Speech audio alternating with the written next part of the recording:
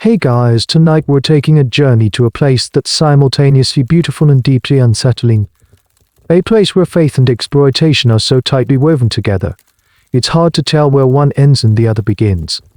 Imagine a world bathed in the hazy glow of olive oil lamps, where the air is thick with the scent of incense and whispered prayers.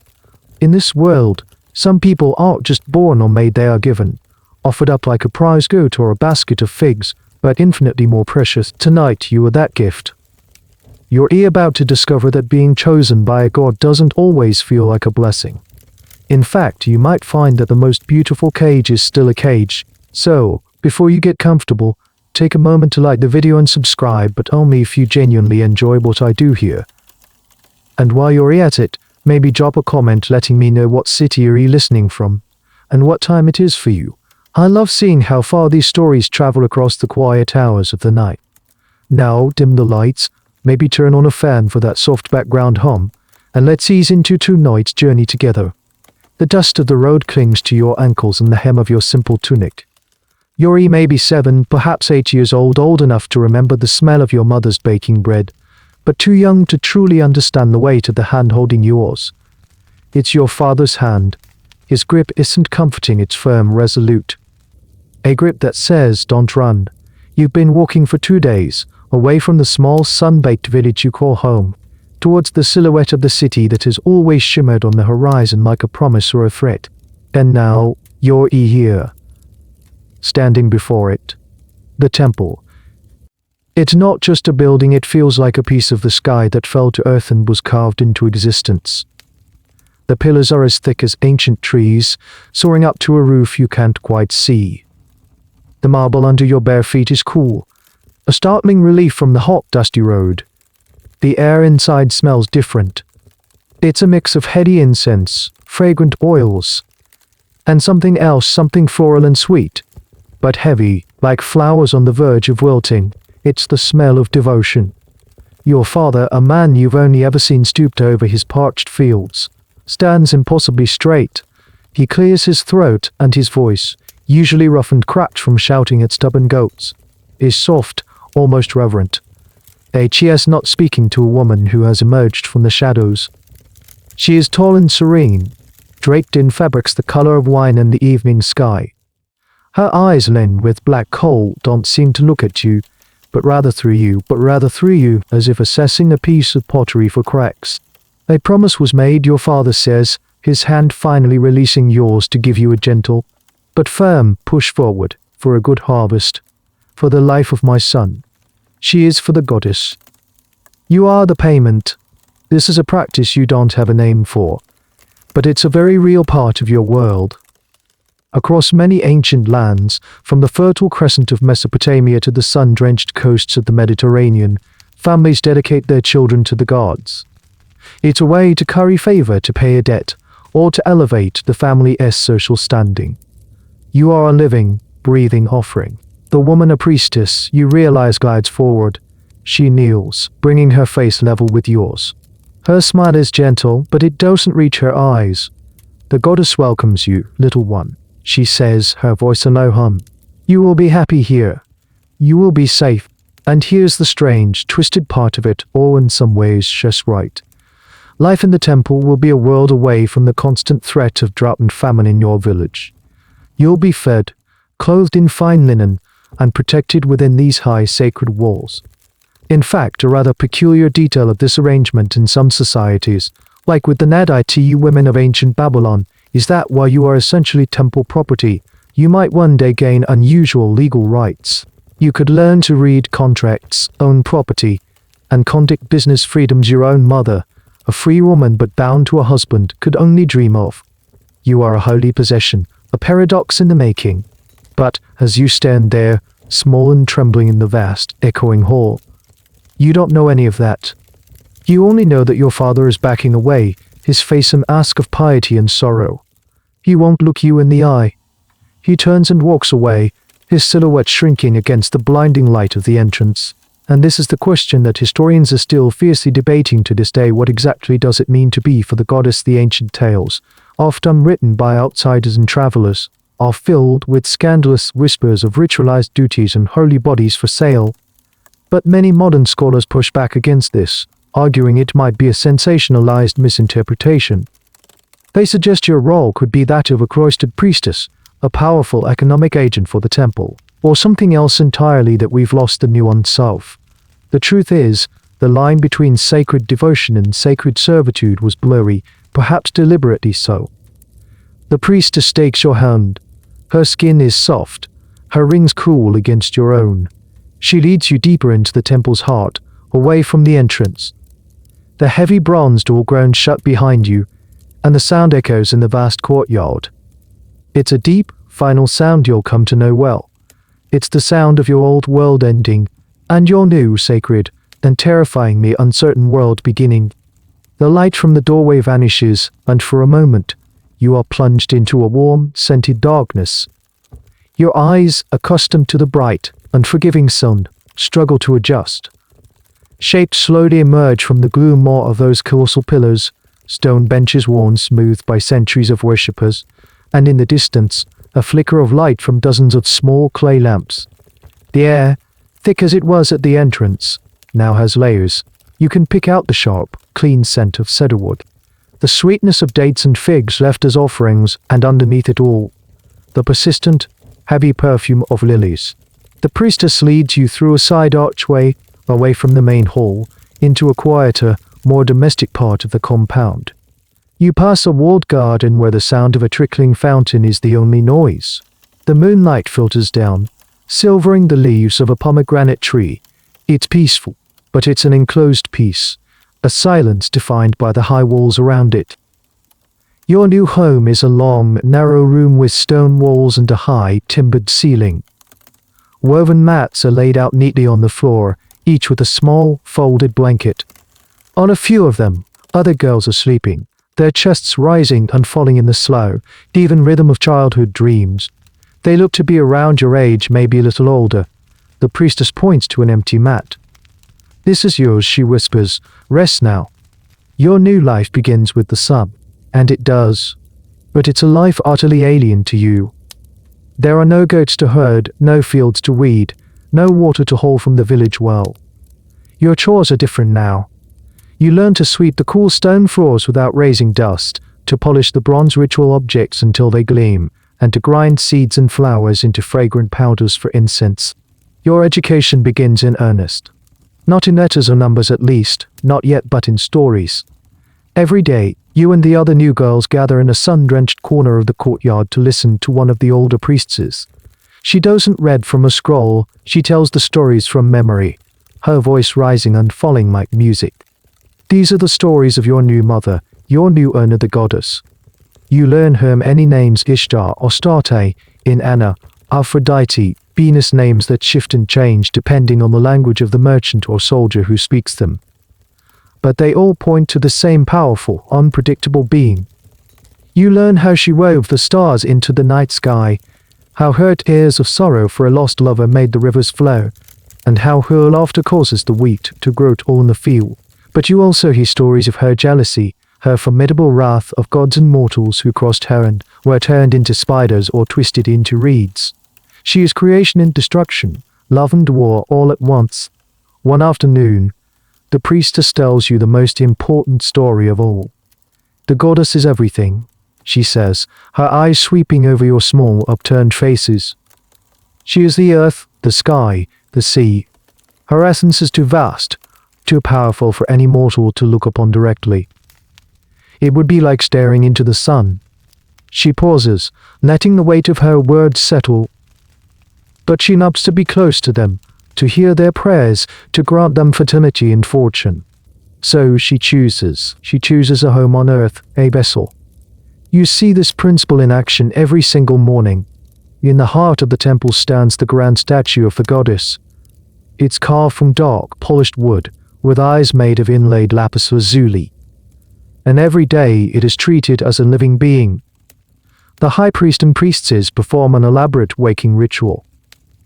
They open the doors to its shrine, wake it with hymns, and present it with a meal of bread, beer, and fruit, which is later distributed to the temple staff. Magnificent garments of dyed wool and linen, and adorn it with new jewelry of gold and carnelian. It's a fascinatingly literal form of worship, a bit of historical weirdness that feels almost like playing house with a god. Just as the goddess chooses to dwell within the wooden stone of her statue, the priestess continues, her voice dropping to an intimate whisper. So can she choose to dwell in a vessel of flesh and blood. She can pour a drop of her divinity into a chosen few, making them holy, making them a bridge between the mortal and the divine. She looks directly at you. All of you. That is why you are here. You have been chosen. Your bodies will become her temple. Through you, a farmer can ask for his fields to be blessed. A barren woman can ask for a child. A soldier can ask for courage. When they come to you, they are coming to her chart to support it. This is the central pillar of your new reality, the divine logic that will shape the rest of your days. And it's here that historians continue to argue. What did this indwelling or infusion of the divine truly mean? Was it a purely symbolic status, a title of honor? Was it a state of ecstatic trance achieved through music and dance, where the practitioner felt she was channeling the goddess? Or was it, as many ancient sources hint and later religious critics proclaimed, a carefully constructed theological justification for what was to come, a way to reframe a physical act with a stranger as a sacred communion with the divine, making the body a site of holy transaction? The texts that survive are oft unpoetic, frustratingly vague on the mechanics but crystal clear on the ideology. You don't understand all the implications, not yet. But as you sit there on the warm stone, you look down at your own hands, at your dusty feet, at the simple tunic covering your small frame. You, a home for a goddess, it's a terrifying, exhilarating, and deeply confusing thought. The idea, like a seed, has been planted in the fertile soil of your young mind. Now, all they have to do is water it. The days of childhood, such as they are within these walls, begin to blur into a routine of chores and stories. But as you grow, so does your training. The lessons shift from mythology to mechanics, from the abstract to the deeply personal. Your body, once just a thing that ran and played, is now a project, an instrument to be tuned. Your classroom is no longer just the sunlit courtyard. Sometimes it's a room filled with mirrors of polished bronze, where the hazy reflections show a dozen versions of you and your sisters. Here, you learn to dance. It's not the joyful, skipping kind of dance you remember from village festivals. This is a slow, deliberate art. You learn to move your arms like a serpent, to undulate your hips in a way that mimics the swaying of wheat to encourage fertility. Each gesture has a meaning, a story. It's a prayer performed not with your voice, but with your limbs. Your teacher is an older woman named Lyra. Her face is a web of fine lines, but her body is still strong and graceful. She moves with an authority that needs no words. She corrects your posture with a tap of her long, thin reed, pushing your shoulders back, tilting your chin up. The goddess does not slouch, she says, her voice dry as dust. She is the column that holds up the sky. You are her vessel. Do not be a cracked pot. Then there are the music lessons. You learn the lyre, your clumsy fingers slowly finding the rhythm on the taut strings of sheep gut. You learn the flute, your breath-shaping melodies, said to soothe the spirits of the dead. And you learn to sing. The hymns are ancient, the words in a dialect you barely understand. But the melodies are hypnotic. They are songs of longing, of seduction, of devotion, of devotion. They are designed to create an atmosphere, to lull the rational mind and awaken something deeper, more primal. And alongside all of this, there are the lessons in adornment. You learn to mix pigments for makeup, ochre for red, coal for black, ground minerals for a shimmering eyeshadow. You are taught how to braid your hair in intricate patterns, weaving in ribbons and small golden rings. You learn about perfumes, about the mood created by the scent of myrrh versus the scent of sandalwood. It's an education in aesthetics, in the art of becoming a pleasing object of devotion. This is the mainstream historical understanding of the training these women, whether you call them priestesses, temple slaves, or something in between, would have received. They were experts in the performing arts of their time because their religious duties were, in essence, a performance. But there are stranger, more intimate lessons, whispered from the older girls to the younger ones in the quiet of the dormitory.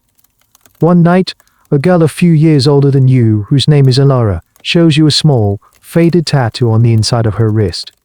It's a simple symbol, a star with 8 points, the sign of the goddess. They all have one, she whispers, gesturing to the sleeping forms of the older priestesses. It's how the goddess marks her own. This practice of sacred marking is a fascinating, undebated piece of the puzzle. While overt branding of slaves was common, these religious markings occupied a different space. They weren't signs of shameful servitude, but of holy ownership. Historians still debate how widespread this was and what the specific symbols meant. Was it a mark of initiation, a sign of a certain rank within the temple hierarchy, or was it, as some theories suggest, a permanent declaration that this body was no longer its own, but belonged exclusively to the temple, a piece of divine property? Your body is not just a canvas for art, but a vessel for service. The lessons become more explicit. You are taught about the human body, its pleasures, its pains, its functions with a frankness that would be shocking in your village. You learn techniques of massage using scented oils, intended to relax the weary bodies of pilgrims and patrons. You are instructed on how to serve wine, how to hold a cup just so, how to meet a man's gaze without flinching, yet without showing defiance. The lessons are framed in the language of piety. You are not pleasing a man, Lara tells you one afternoon, her voice devoid of emotion. You are channeling the grace of the goddess. His gratitude is not for you, but for her. His offering is not for you, but for the temple. You are merely the conduit, the divine gate. It's a powerful, reality-warping idea. It takes something deeply personal and recasts it as an impersonal, sacred duty. The psychological framing is crucial. It's the mechanism that allows the entire system to function, turning potential exploitation into an act of worship.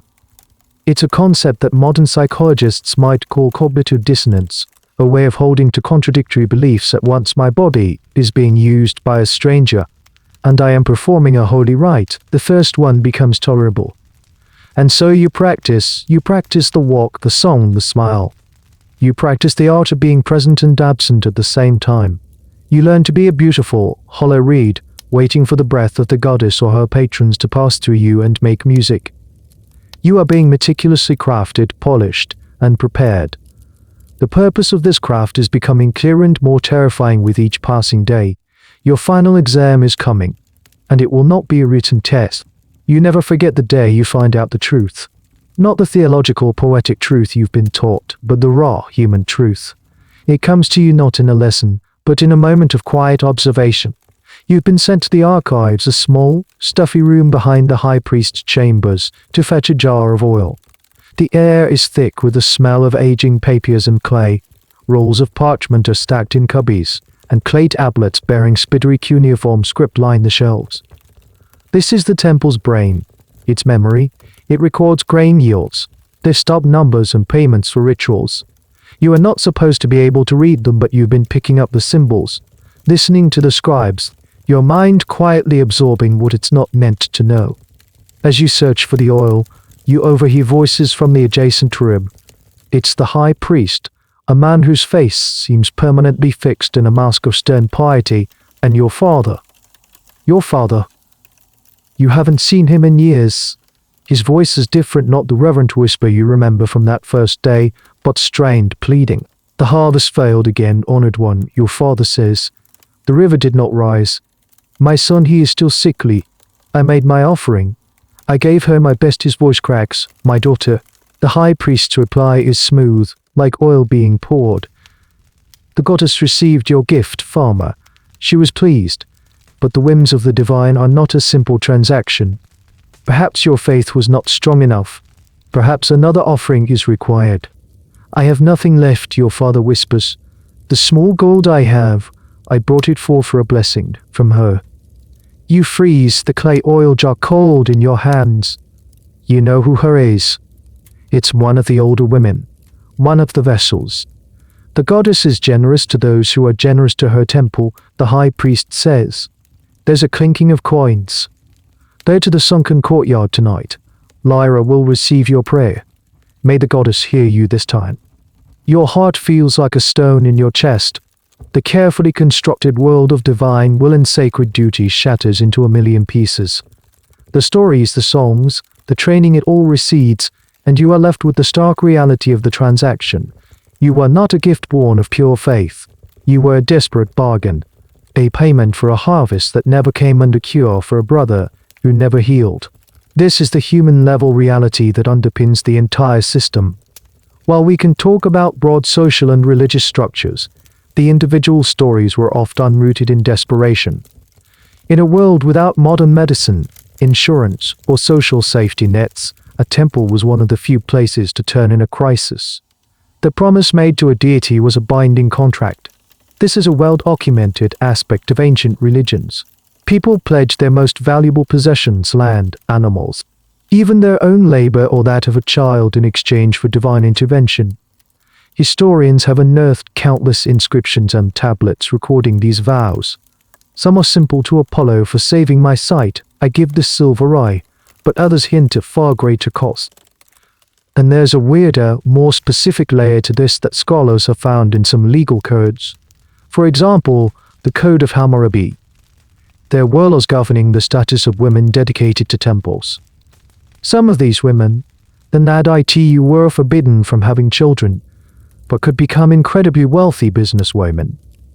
Others, however, seem to have been born from a different kind of pledge, one tied directly to a family's debt. A father could essentially consign his daughter to a temple to work off a debt, not just to a god, but to a human creditor. She became a living, breathing asset, her earnings going to the temple, which in turn might settle the family's account.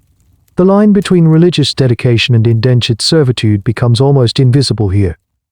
And this is a point of constant debate. Was this a primarily religious act with economic side effects?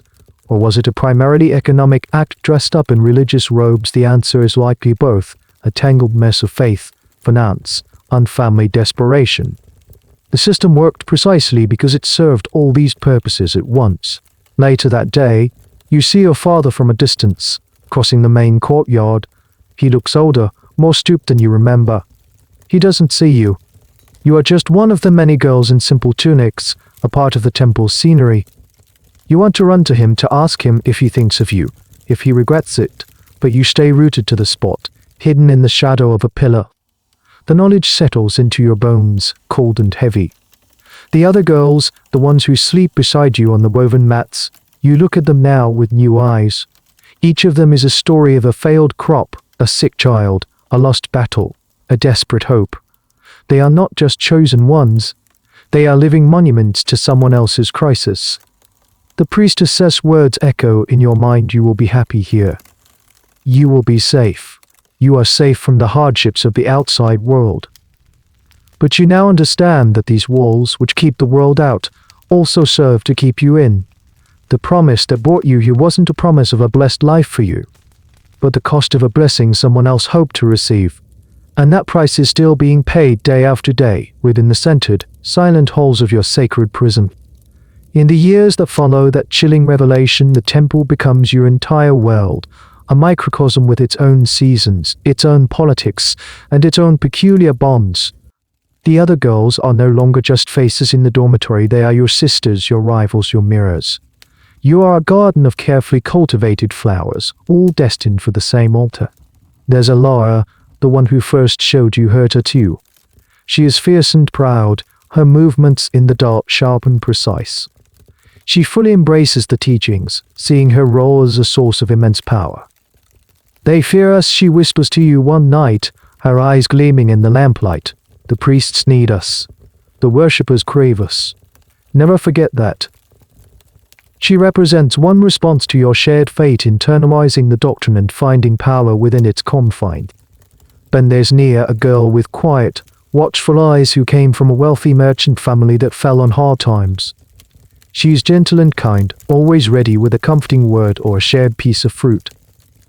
She finds her solace not in power, but in compassion.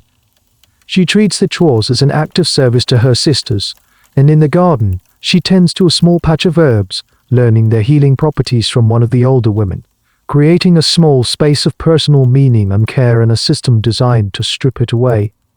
And there is you. You exist somewhere between Alara's proud acceptance and Mia's quiet subversion. You do what is required. You master the dances, the songs, the serene, welcoming expression. You learn to be the perfect vessel. But inside, you are a silent observer, a collector of secrets. You watch the subtle power plays between the senior priestesses, the way they use their influence over the high priest. You notice which offerings go into the temple treasury and which seem to disappear into a priest's private chambers. The bond between you girls is a strange and complex thing. It's a sisterhood forged in a shared, bizarre reality. You braid each other's hair before ceremonies. You help soothe the new, crying girls who arrive just as you once did. You share stories of the homes you barely remember, phantom memories of mothers and brothers that feel more like dreams than real life. In these moments, there is a deep, unspoken solidarity. You are the only ones who truly understand, but there is a current of competition running just beneath the surface. You are all in a way products, and products are judged. Who is the most graceful dancer, who has the most enchanting voice, whose beauty is most praised by the pilgrims who come seeking the goddesses, favor the praise of the priests, the gift of a finer garment or a piece of silver jewelry. These are the markers of success, the currency of your world. This fosters a quiet, gnawing rivalry. A promotion for one girl can feel like a failure for another. This environment, a closed community of women, both cooperating and competing, is a classic feature of institutions like this, from royal harems to monastic orders. Sociologists and historians who study these total institutions note how they create intense, alternative social structures. Normal family ties are severed and replaced by these new, powerful loyalties and rivalries. And there's a fascinating, little-known detail about some of these temple communities, particularly in the Hellenistic and Roman periods. Evidence suggests that some of these women form deep, romantic, and supportive relationships with each other. In a world where their bodies were commodified for interactions with men, their emotional and physical intimacy was often reserved for their sisters. These relationships were a refuge, a space of genuine affection and autonomy in a life that otherwise afforded them very little. Archaeologists and historians debate the nature and prevalence as often indirect, a line in a poem, a shared burial plot, but it points to a rich, hidden, interior world that existed behind the public-facing rituals. One evening, a senior priestess gathers you and the other girls who are on the cusp of womanhood. She tells you a story you haven't heard before. It's about the goddess and the moon. The moon dies every month, she says, her voice slow and hypnotic, only to be reborn. So too does a woman's body follow this cycle. It is a sacred clock, a promise of renewal. She is speaking, of course, of menstruation.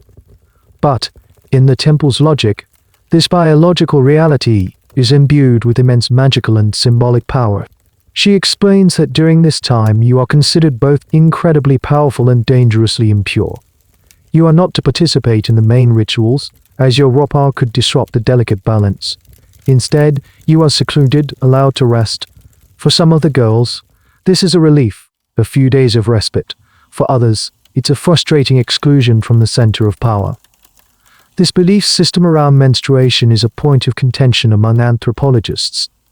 Was it genuinely about a belief in uncontrollable sacred power, as the doctrines claimed, or was it a practical way to manage the workforce, ensuring that the women were available and ritually clean for their duties? Or perhaps it was a patriarchal fear of female biology, cloaked in the language of the divine? The answer, as always, is probably a complex mix of all three. As you sit there listening, you look at the faces of Elora and Nia. Elora's jaw is set, absorbing the doctrine of power. Nia's eyes are on her hands, her expression unreadable. And you realize that this shared life, this a double-edged sword. It is your only comfort and your constant reminder of the cage you all inhabit. You are in this together, and you are all in it alone. The day arrives without fanfare, yet it changes everything. It's not marked by a grand celestial event or a public festival, but by a quiet summons from Lyra. She looks at you along, a praising gaze that seems to take in every year you've spent within these walls. You are no longer the scrawny, dusty child who arrived clutching her father's hand. Your body has softened and curved into the shape of a young woman. Your voice has lost its childish pitch. You have mastered the art you were taught. The instrument is tuned. Tonight, Lyra says, her voice as neutral as ever, the goddess will welcome a new vessel. Your training is complete. There is no joy in her eyes, no sense of celebration. It is a statement of fact. You are led to the ritual baths, a part of the temple you've only ever helped to clean. The water is steaming, scented with rose petals and lavender. Two other priestesses, women you've known for years, attend to you. They are silent as they help you undress, as they wash your hair and scrub your skin with a soft sponge until it tingles. The air is heavy with steam and unspoken words.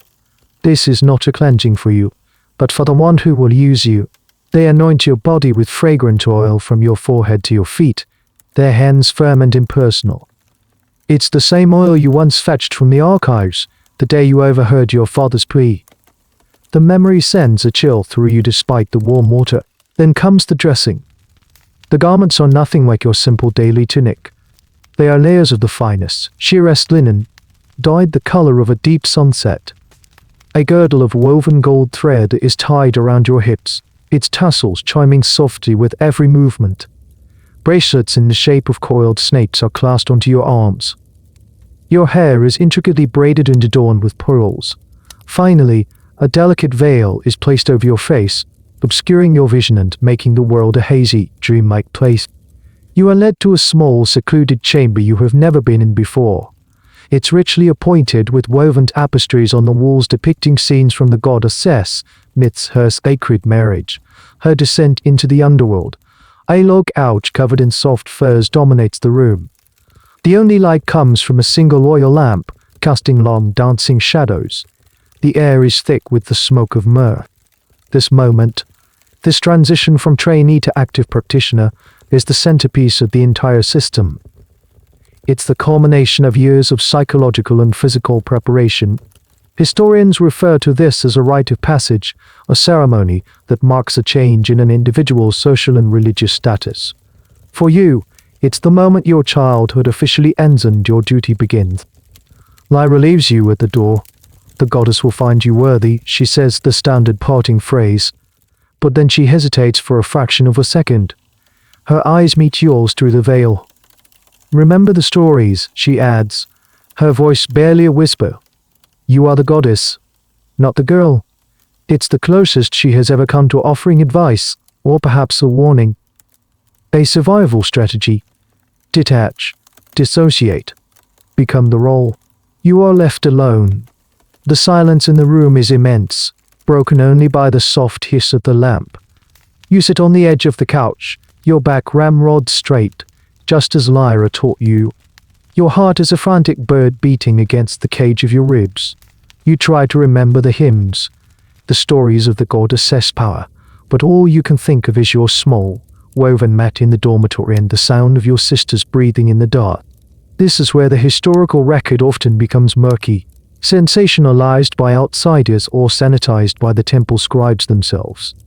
The Greek historian Herodotus, for example, famously described a practice in Babylon where every woman, once in her life, had to go to the temple of Ishtar and sit there until a stranger threw a silver coin in her lap and lead to lie with her.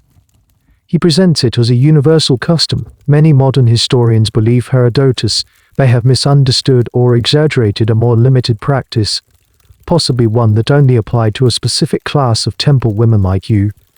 They argue that he was an outsider looking in, perhaps prone to reporting the most shocking stories he heard. The debate rages on, was this a widespread societal law, or the specific, lifelong duty of a dedicated few? You don't have the benefit of historical debate. You have only the terrifying, silent reality of this room. The minutes stretch into an eternity. Then, you hear the soft scrape of the stone door opening. A man steps inside.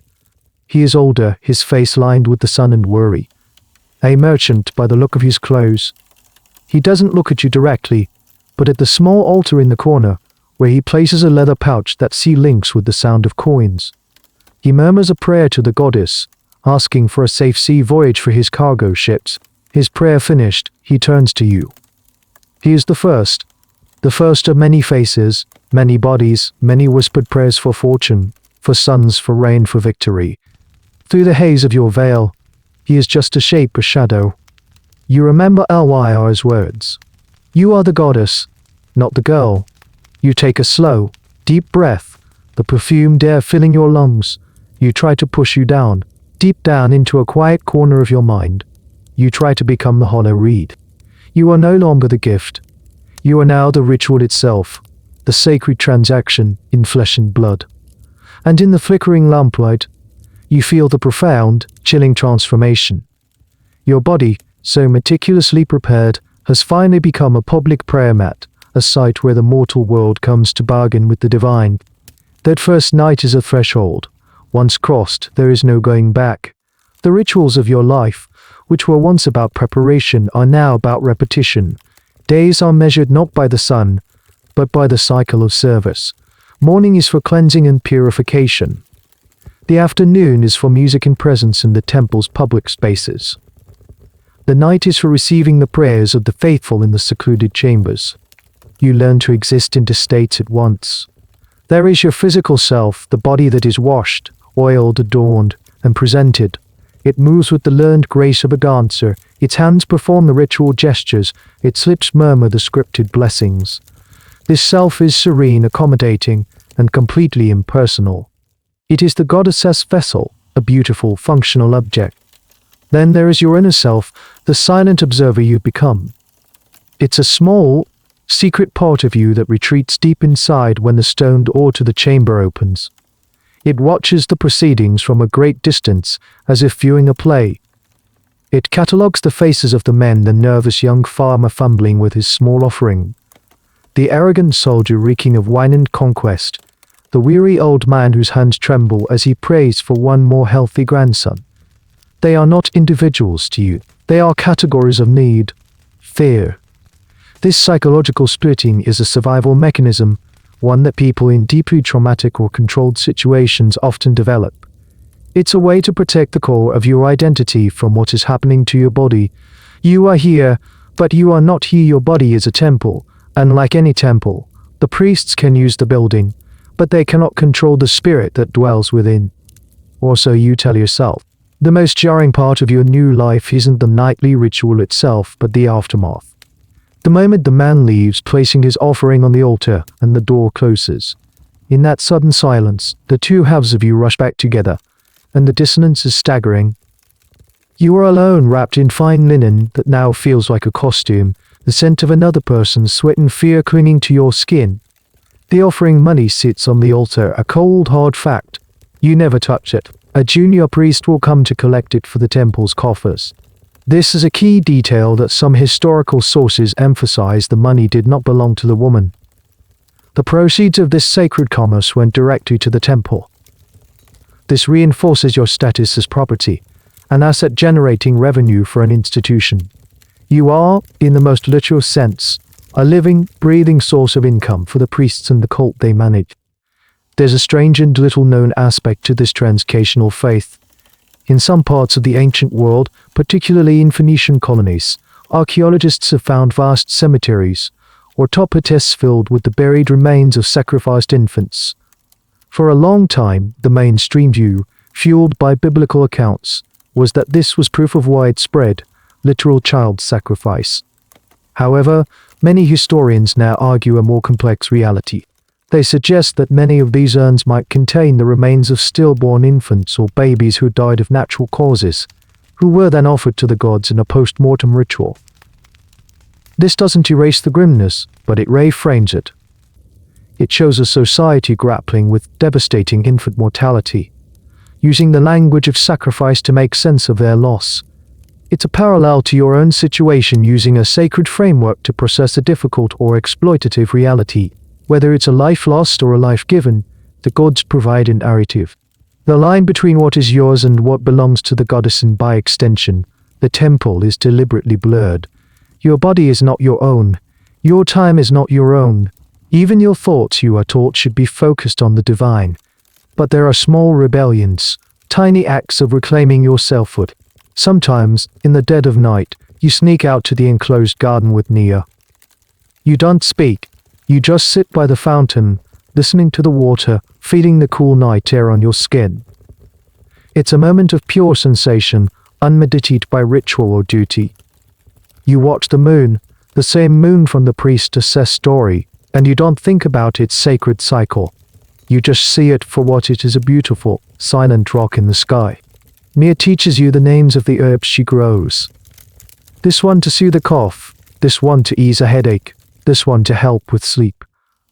This knowledge is practical, earthly. It has nothing to do with the goddess's grand cosmic power.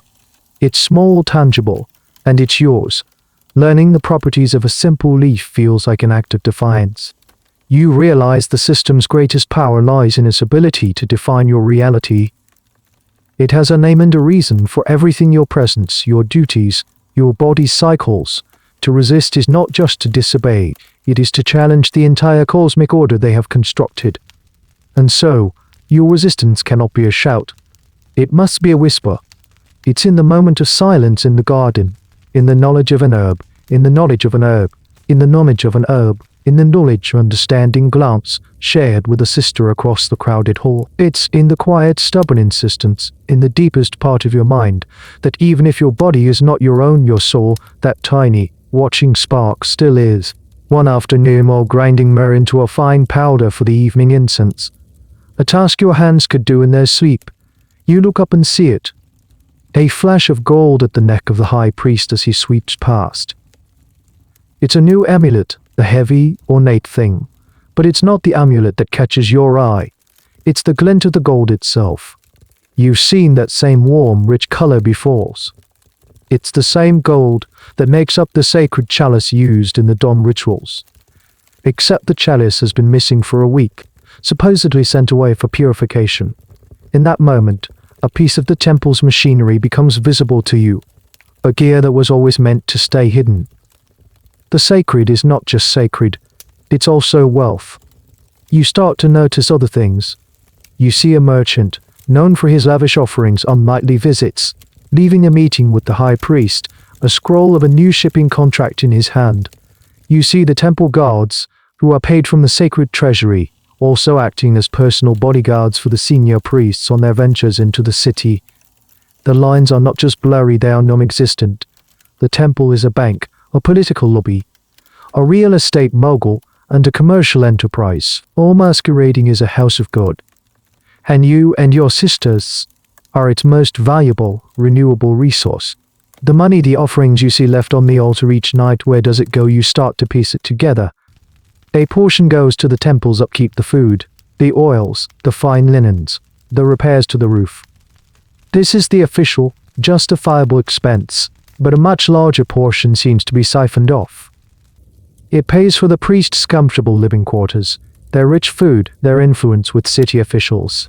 The wealth generated by your bodies and the faith of the pilgrims fuels a system of power that has very little to do with the goddess and everything to do with the men who claim to speak for her. This dual nature of ancient temples is a core concept in history. They were never just places of worship. They were the economic engines of their societies. They owned vast tracts of agricultural land, operated workshops, and acted as banks, lending money often at interest to the local populace. The priesthood was not just a spiritual calling, it was a lucrative career path, often controlled by elite families. Your role in this system is a classic example of what economists call value extraction.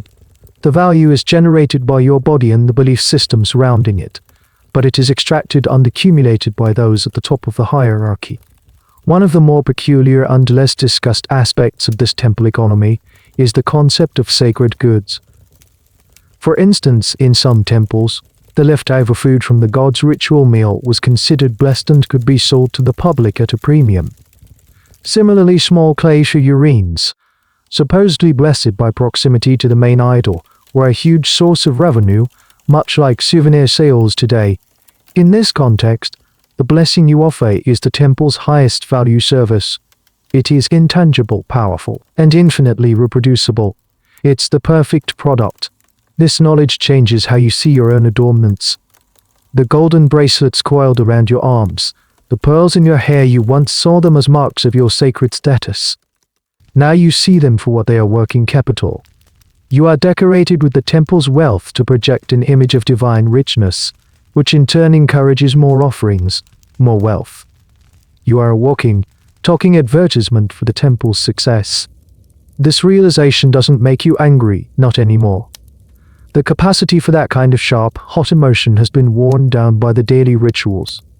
Instead, it fills you with a cold, clear certainty. The system is not flawed, it is functioning exactly as it was designed to. The hypocrisy is not a bug, it is the feature. And here historians still grapple with the intentions of the people involved. Were the priests cynical manipulators, consciously exploiting faith for personal gain, or did they, on some level, believe their own propaganda? Did they see their accumulation of wealth as a sign of the goddess's favor, a necessary tool to spread her influence and maintain her house in a manner she deserved? The most likely answer is a messy, human combination of both. It's easy to justify your own comfort and power when you can convince yourself it's all in service to a higher cause. You share this observation with Nia one night in the garden, speaking in hushed tones.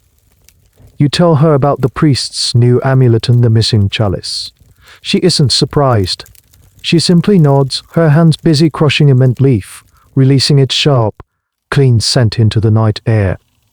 The goddess provides, she says, her voice laced with a gentle irony that is yours and yours alone, especially for her most devout servants.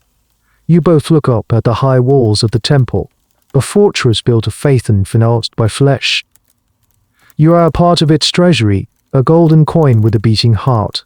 And knowing this, truly understanding the cold mechanics of the machine, is its own kind of freedom. They can own your body, they can sell your time, but they can no longer own your understanding of the truth. You see the ledger, and you know, with chilling clarity, which side of it you are on. Your life within the temple walls gives you a unique vantage point on the world outside. You are separate from it, yet you are intimately connected to its hopes and fears.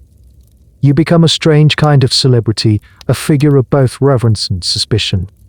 When you walk through the public sections of the temple, draped in your ceremonial robes, people part before you. They avert their eyes, not out of disrespect, but out of awe, as if looking directly at you would be like looking at the sun. A mother might push her small child forward, not to touch you, but to touch the hem of your garment, hoping a fraction of your sacredness will rub off. They see you as a conduit to the divine, a walking, breathing holy relic, and in your presence they feel closer to her. This public reverence is a heady, disorienting thing. It insulates you, elevates you. It is the sweet, sticky honey that masks the bitterness of your reality. But then there is the other side. You hear the whispers. When you pass a group of city women who have come to the temple to pray, their chatter stops. Their smiles become tight, polite masks. You see the way they pull their own daughters a little closer. To them, you are a paradox.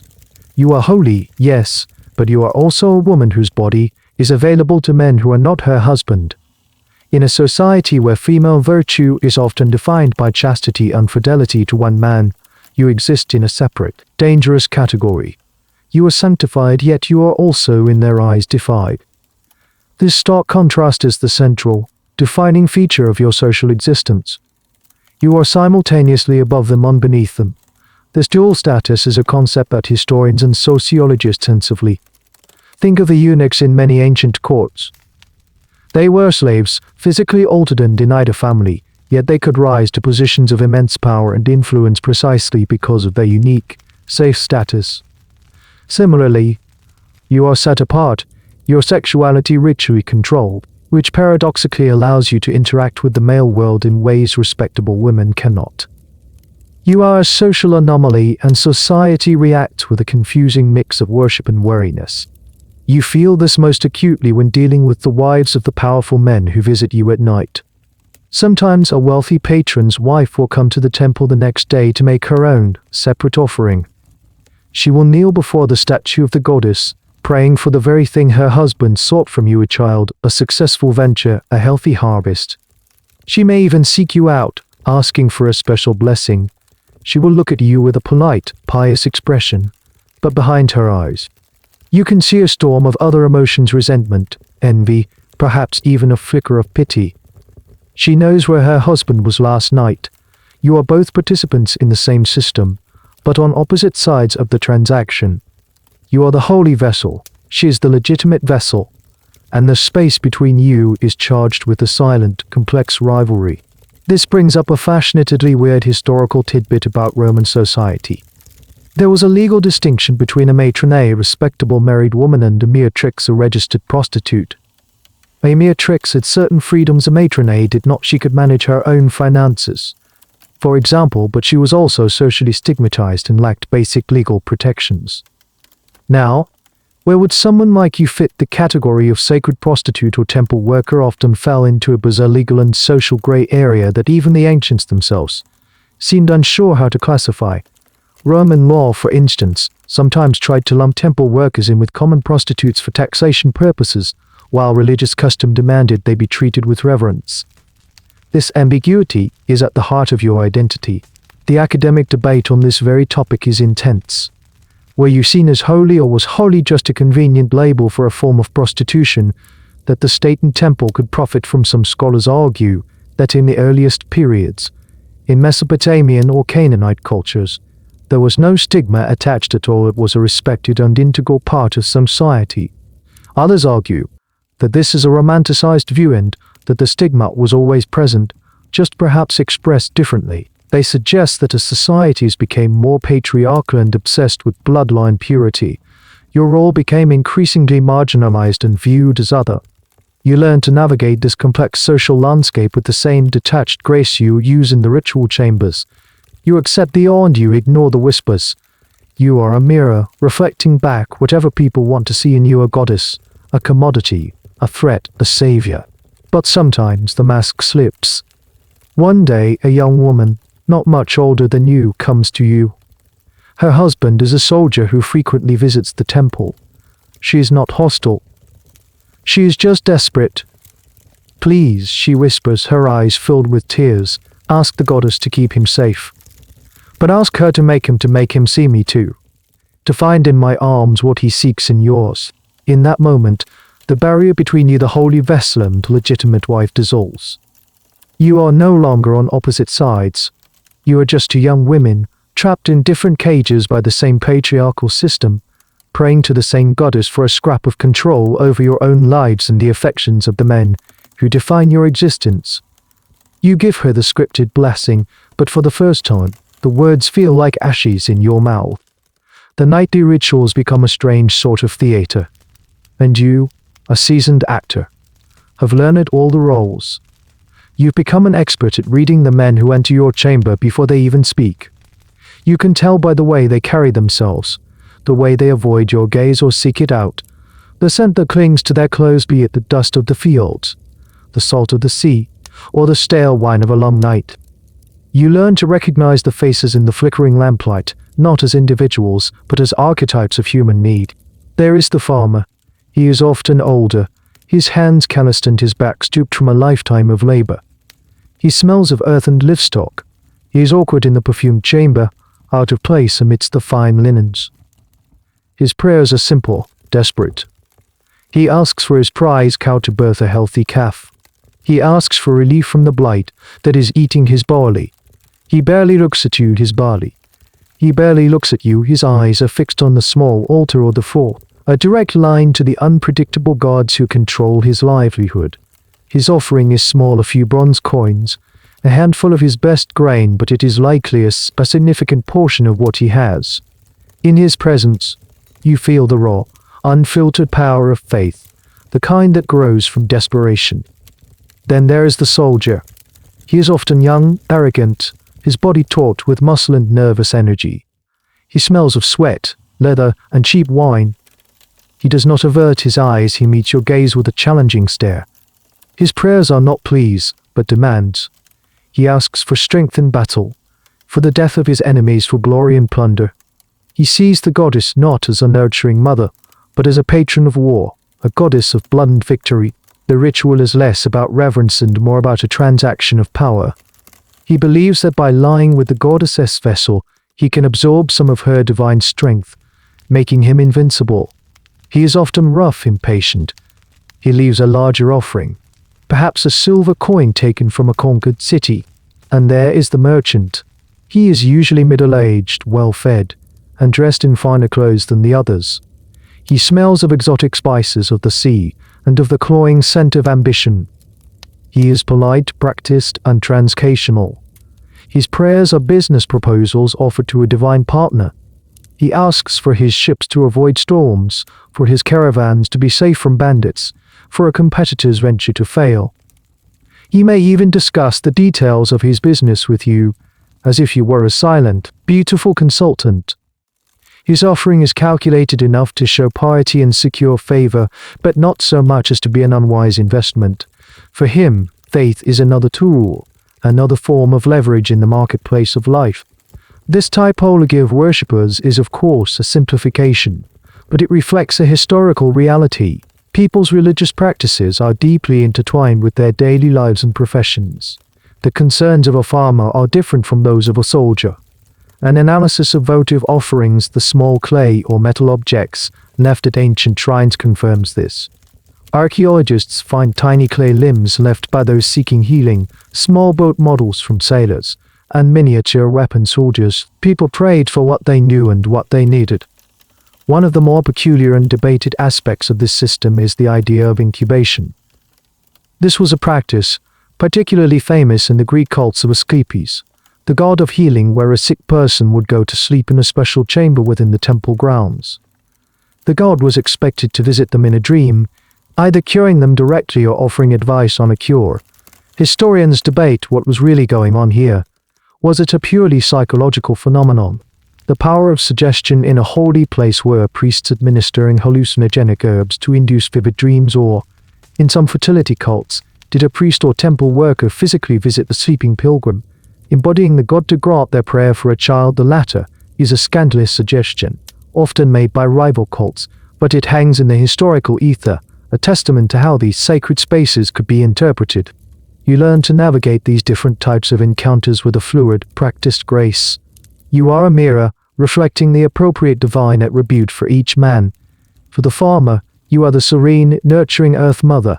For the soldier, the fierce, indomitable Queen of Heaven. For the merchant, the wise, fortune-bestowing Lady of Commerce. You change your mask to suit the audience. But every now and then, a face appears that breaks the mold. One night, a young man enters.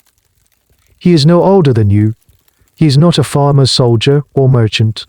He is a poet, a scribe. You can tell by his ink-stained fingers and the thoughtful, haunted look in his eyes. He leaves a simple offering, a single, perfect white flower. He doesn't ask for anything.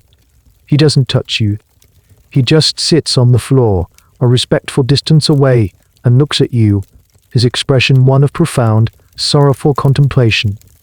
They say you are the goddess, he says softly, his voice barely a whisper, but I see the girl, and I am sorry for it. He stays for a while in silence, and then he leaves. For the first time in years, someone has seen past the costume, past the ritual, and acknowledged the human being inside. His visit is not a prayer or a transaction. It is an act of witness. And in the silent chamber after he is gone, you are left with the ghost of a feeling you thought you had long since buried, the feeling of being seen. It is more unsettling, more earth-shattering than any of the hundreds of encounters that came before it. The temple, which once seemed like the entire world, slowly reveals itself to be a complex, self-contained kingdom with its own hidden territories and corridors of power. Your life is governed by the public rituals, but the true lifeblood of the institution flows through its secret gardens and backrooms, where the priests conduct the real business of the divine. You discover this world by accident. Sent one day to an old, unused storage room to find a specific type of ceremonial linen, you push open a heavy-seated door and find yourself not in a dusty storeroom, but in a small, lush courtyard you've never seen before. This is not one of the public gardens. It's small, secluded, and meticulously tended. A fountain, carved in the shape of a leering satyr, trickles water into a mossy basin. Comfortable-looking benches are hidden in alcoves overgrown with flowering vines. It's a place designed for private conversations, and as you stand, frozen in the doorway, you hear them. The voices of two senior priests, their tones low and conspiratorial. They are discussing a dispute over a piece of land on the edge of the city. A wealthy landowner claims it, but the temple also has a claim, based on a century-old donation. The magistrate is leaning his way, one priest says, his voice dyed with frustration. He has been offered a hefty gift. The magistrate has a fondness for the wine from the eastern hills. The other replies smoothly, and a weakness for red-haired dancers. Perhaps the goddess could be persuaded to offer him a more compelling form of blessing. There is a soft chuckle. A private audience. To help him see the righteousness of our claim, you retreat, your heart pounding, pulling the door silently shut. You have just stumbled upon the secret garden where the temple's power is cultivated. It's not just about prayers and offerings from the common folk. It's about high-stakes negotiation, political maneuvering, and the strategic deployment of the temple's assets, which include land, money, information, and, you now realize with chilling certainty, you and your sisters. This is the reality of temple power in the ancient world. They were not just spiritual centers, they were political powerhouses. In many city-states, the high priest was as powerful, if not more powerful than the secular king or ruler. Their influence was multifaceted. They had moral authority, controlling the divine narrative. They had economic power, as major landowners and bankers. And they had social power, influencing the masses through festivals and oracles. Using temple resources, including personnel to secure political and economic advantages, was not seen as corruption, it was simply how the game was played. The well-being of the temple was synonymous with the well-being of the state. A particularly fascinating and shadowy aspect of this was the role of temple intelligence. Because people from all walks of life came to the temple and confided their secrets in prayer, in confession, or in pillow talk during a ritual encounter like yours, the priesthood had access to an unparalleled network of information. They knew which merchants were overextended, which generals were ambitious, which nobles were secretly in debt. This information was power, and it could be used to predict market changes, blackmail rivals, or curry favor with the ruling class. You and your sisters, in your nightly rituals, were the unwitting collectors of this divine intelligence. You start to see the evidence everywhere. You notice which of your sisters is chosen for a private blessing for a visiting dignitary and how, a week later, a new law is passed that benefits the temple. You see Alara, your proud and ambitious sister, being given finer jewelry and more prominent roles in public ceremonies after she is tall, seeing it as tasked with entertaining a powerful military commander. She embraces this role, seeing it as her path to influence within the temple hierarchy. She believes she is playing the game.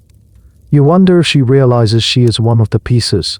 This hidden power structure also helps explain a historical oddity that has long puzzled scholars. Why did powerful, secular rulers tolerate and even endow these incredibly wealthy and influential temple complexes? Why create a rival power center? The answer is that it was often a symbiotic relationship. The ruler gained legitimacy by associating with the gods. The temple, in turn, received protection, tax exemptions, and land grants. Through its oracles and priests declared the king to be the god's chosen one. It was a mutually beneficial arrangement, a holy alliance of power. One evening, you are summoned not to one of the usual small chambers, but to a lavishly decorated suite of rooms you've never seen before. The high priest is there to greet you. His usual stern piety is replaced with a slick, almost friendly demeanor. A very important visitor has come to honor the goddess tonight, he says. A senator from the capital. It is vital that he leaves pleased with his devotion. The temple's new and grant depends on his favorable report. He looks you up and down, not as a priest looking at a holy vessel, but as a general inspecting his finest weapon before a crucial battle.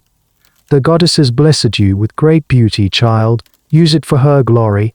He leaves, and you are left in the opulent room, the weight of his words pressing down on you. This is not about a soul's prayer or a harvest success. This is a political transaction of the highest order. Your body is not just a prayer met tonight, it is a diplomatic tool. A piece of currency being used to buy a law. You stand there, a silent, beautiful cog in the great, invisible machine of power that grinds away in the secret gardens of the temple. The jewelry they place on you tonight is heavier than usual. The gold feels cold against your skin, not a decoration but a weight. Each bracelet, each ring, each pearl woven into your hair is a link in a chain, binding you to the purpose of this night. You are no longer just a vessel for the goddess, you are an instrument of the state. As you are adorned, you think about the concept of ownership. Your father gave you to the temple. The temple, in essence, owns your body. But tonight, It feels like the temple is leasing you out to the city, to the empire. You are an asset being leveraged in a political game you have no stake in. This layering of ownership, from family to religion to state, is a stark reminder of your complete lack of autonomy. This brings to mind the strange and often misunderstood practice of body modification as a sign of ownership or devotion. Your tattoos, the adornments, the very way you are trained to carry yourself, it all marks you as belonging to the temple. This is a common theme in history, but what's particularly interesting is how the meaning of these marks can shift. For some ancient warrior cults, ritual scars were a mark of honor, a sign of belonging and strength. A brand on the forehead was a mark of shame and property. For you, the markings, both visible and invisible, are both. They are a sign of your holy status and a constant reminder of your servitude. Historians still debate the full extent and meaning of such practices in temple life. While tattoos and sacred markings are mentioned in some texts, their prevalence and the rituals surrounding them are often obscure. Was it a uniform practice, or did it vary wildly from temple to temple? From cult to cult, was it seen by the woman herself as a beautiful act of devotion or a permanent scarring that marked her as chattel? The emotional reality for the person bearing the marks is lost to us, leaving us to speculate based on scant and often biased evidence. The senator arrives. He is a man who carries his power like a heavy cloak. He is not like the farmers or soldiers. He does not even pretend to pray. He appraises you the way he might appraise a fine horse or a statue he is thinking of buying for his villa. The ritual is a thin veneer over a raw exercise of power. He speaks of politics, of his rivals in the Senate, of the emperor's moods, assuming you are just a beautiful, empty-headed creature who doesn't understand. But you do understand. You have learned to listen, to piece together the fragments of conversations you overhear. You understand that the land grant the high priest mentioned is a vast, fertile tract of farmland that will make the temple the wealthiest institution in the province. And you understand that your role tonight is to ensure this man signs the correct piece of parchment tomorrow. You play your part. You are the serene, enchanting vessel. You perform the dance. You serve the wine. You listen with a gentle, placid smile. You are everything he expects you to be. But as you do, a cold, hard thought begins to form in your mind. A thought that is not a whisper but a shout. They believe you are a tool, a beautiful passive instrument. They have spent years training you to be compliant, to be empty, to be a hollow reed. They have taught you to suppress your own will, your own thoughts. But they have made a grave miscalculation. In their attempt to make you a perfect object, they have also made you a perfect observer. They have placed you in the secret rooms where power is brokered. They have forgotten that the furniture. The senator, loosened by the wine and his own arrogance, lets a name slip. A rival senator who is blocking his own ambitions. He speaks of a secret deal this rival has made, a deal involving a shipment of grain that is not entirely legal. It's a small detail, a piece of political gossip he shares carelessly with someone he considers less than human. He doesn't notice the flicker in your eyes, the way your hand stills for a fraction of a second. After he leaves, satisfied, you are left in the silent, opulent room. The heavy gold jewelry feels like a victory prize, but not for a victory you wanted. In the past, moments like this would leave you feeling hollow used. But tonight is different. Tonight, you feel a flicker of something new. Power. You have no land, no money, no army. Your body is not your own, but you have something else. You have the senator's secret. It's a small, fragile thing, a whisper in a sea of noise. But it's yours. It's the first thing you have truly owned since you walked through the temple gates.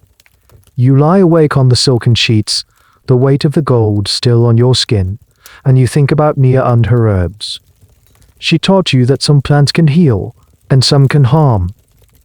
Knowledge, you realize, is just like those herbs. It can be used to soothe or to poison. The priests and the politing their own poisonous herbs for years, using them to control the world. Tonight, for the first time, you have one of your own. You don't know what you will do with it. The idea of using it is terrifying, like holding a lit torch in a room full of dry straw. But the simple fact of possessing it changes you. They wanted you to be a beautiful cage, but they forgot to check if the bird inside was still singing. And tonight, it has learned a new, dangerous song. The annual festival of the goddess approaches, a week-long explosion of public ritual and celebration. For the city, it's a time of feasting, music, and a temporary release from the drudgery of daily life. For the temple, it's the most important event of the year, a massive display of its power and a crucial fundraising opportunity. And for you, it is the grandest stage for your performance. In the days leading up to it, the temple buzzes like a disturbed beehive. The courtyards are scrubbed, the great bronze doors polished until they gleam like the sun. Vast quantities of food and wine are brought into the storehouses. You and your sisters are in endless rehearsals, practicing the grand procession, the choral hymns, the mass dances that will be performed before the entire city. This year you have been chosen for a special role. You are to be the centerpiece of the main procession, the living embodiment of the goddess in her aspect as the Queen of Heaven. It is the highest honor a temple woman can receive. Elara, your ambitious sister, watches you with an unreadable expression, a mixture of envy and respect. The priests treat you with a new level of reverence. You are their star attraction. The festival begins. The city's gates are thrown open, and people pour in from the surrounding towns and villages. The air grows thick with the smell of roasting meat, spilled wine, and the sweat of 1,000 joyful bodies. The sound is a constant roar of music, laughter, and prayer. On the main day of the procession, you are dressed in a costume of breathtaking splendor. Your robes are made of cloth of gold, so heavy it takes two priestesses to help you stand. A towering headdress, designed to look like the sun's rays and adorned with peacock feathers, is carefully secured to your head.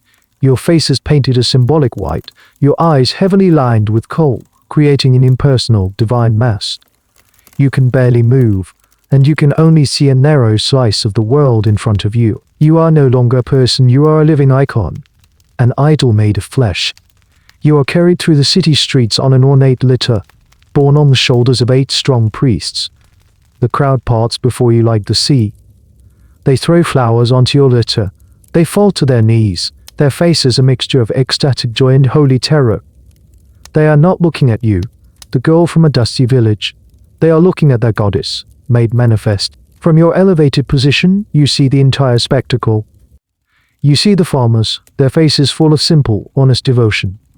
You see the merchants, their eyes calculating the business opportunities this crowd represents.